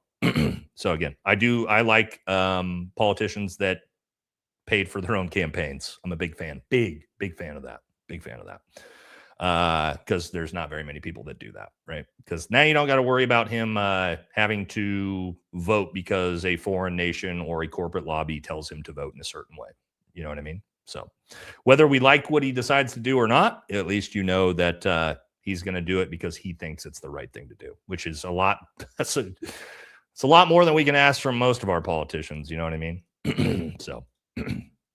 Nate, I appreciate your content. Home for the politically homeless. Thank you. Thank you for your continued service. Well, I appreciate you. Appreciate you very much. Thank you. Brittany V says, this is a hilarious 80s picture. I like that. I don't know if that's actually you guys, but that was a good one. Dan Goldman just lost his primary in New York to that Brad Lander guy that was running against Zoran for mayor. But anyway, Dan Goldman is out. What race is this? I'm not tracking this race. Dan Goldman versus Brad Lander. What is this for? What's the race for here? Is this for one of the congressional seats? It says news projects that Lander, a progressive-backed Zoran Mamdani candidate, won the Democrat nomination. I thought the comment said that progressives were getting destroyed. That's not what this looks like. This looks like the opposite of that. This says Democratic Representative Dan Goldman loses New York primary to former City Comptroller Brad Lander. NBC News projects that Lander, a progressive backed by Zoran Mamdani, won the nomination in the 10th district. So it looks to me like the progressive Democrat absolutely shit stomped everybody, right? Am I missing something here? I thought maybe I read the super chat wrong. But it looked like the Mamdani back candidate destroyed him, which is not surprising. Zoran Mamdani is historically popular in New York right now. I know MAGA likes to try to say he's not, but he is. So, he's the mainstream den. I wasn't familiar with this race, guys. So it looks like the establishment Democrat got blown out by the progressive Democrat. I think that's good. I like that. I like seeing blue MAGA get wrecked. I want to see blue MAGA lose. I'd rather see the populist side of the party win, personally. I'd rather see populists on the right and populists on the left win instead of establishments in the center. So that's just where I sit. I'd rather see, again, America First populist conservatives or progressive populists. So that's where I sit. That's crazy because they're the two farthest apart, right? It's like the farthest right and the farthest left. And I'm like, I'd rather have candidates from here than anywhere in between. But maybe that doesn't make any sense. I don't know. But that's where I fall politically when it comes to populism. Did you hear PBD got asked to become the leader of Iran? Who asked him is not clear. Yeah, I heard him say this. Did I take it seriously? No. He's a Pahlavi Iranian. So no, I doubt anybody actually in Iran asked him that. Maybe a random guy he knows in Iran. You know what I mean? But Donald Trump said that they asked him to be Ayatollah. Remember that? So apparently everybody's getting asked. I didn't get asked, but maybe I will. Maybe I'll get it. Maybe I'll get the invite. Hassan is holding all the protein. Socialism. That's funny. Hey, Lindsay, could fuck them up. Just not the way you mean. Oh, Lady G. Yeah. Lady G would definitely be down to do a little Brazilian jiu-jitsu with some sweaty men. I know that. Would your cap help a 78-year-old? Yeah, maybe. Maybe. I don't know. All right. Looks like last one. Thank you. Big donation to kick off to end the stream. Thank you, Ryan. A lot of generous donations from you tonight. Thank you so much. Says Maddie can win, but we all have to show up. If they want to cross state lines, we can too. Maddie can win. Are you talking about Massey? I think you hit the D twice and you meant the S. We're talking about, can Thomas Massey win? He can. It's just so hard as an independent, man. It's so hard to win anything. When was the last independent? Teddy Roosevelt. Well, he wasn't an independent in the Bull Moose Party. Was that the last non-Republican or Democrat to win the presidency? Let's see. There might have been one in the early 1900s, right? When was the last non-Republican or Democrat to win president? Let's see. Well, it says, Lincoln was one. What about Roosevelt? He ran in the Bull Moose Party. I don't know. Anyway, doesn't really matter. Whatever. But anyway, it's just super, super, super hard to win in the current system if you're not an establishment on the left or the right. Just the way funding works and all of that. So, it is what it is. Okay. We did it, guys. We made it to the end. About average show, almost 4 hours. Thank you so much. Again, guys, just so you guys know, Friday I will not be here. We're going to get the new kitty, but I am going to try. Let's plan on this. We'll plan on Saturday, 5 p.m. Pacific, live stream. That could not happen, or also could be shifted around time zone, but we'll try to plan on that. Get all the boys together, and we'll just have fun, right? We'll just get on here. No real theme. We'll just shoot the shit, talk about whatever's going on. That's kind of fun too sometimes, right? Hopefully we can get 5-6 guys, all the homies to come on and have a fun one like that, all right? So we'll try to plan that for Saturday around 5 p.m. Around 5 p.m. What I'll try to do is Saturday, try early afternoon. I'll put the stream up so you guys can see it, so you can see what time it's actually going to be, right? So just check Saturday around like noon on my channel. Look on the live section, and it should show you, if we're going to do the live stream, what time it'll be, right? So that should do it. All right. Thank you guys so much. This was a fun one. Thank you to all of the viewers, all the regular viewers, the moderators, all of the super chats, all of the new viewers. If you are new to the show, thank you for, showing up, and hopefully you come back again. So, it'll be around noon Pacific. I'll try to put the scheduled show up so you can come by and see what time we're actually going to do it, right? If we do it, right? I got to talk to all the guys first, so I'll hit them up tonight. And that'll do it, guys. And we'll plan on being back Saturday for a fun one. And then, of course, I'll have videos out in between then. All right. So I got to go get some dinner. And thank you all so much. Have a wonderful night. And I will see you ideally later this weekend. All right, guys. Take care, everybody.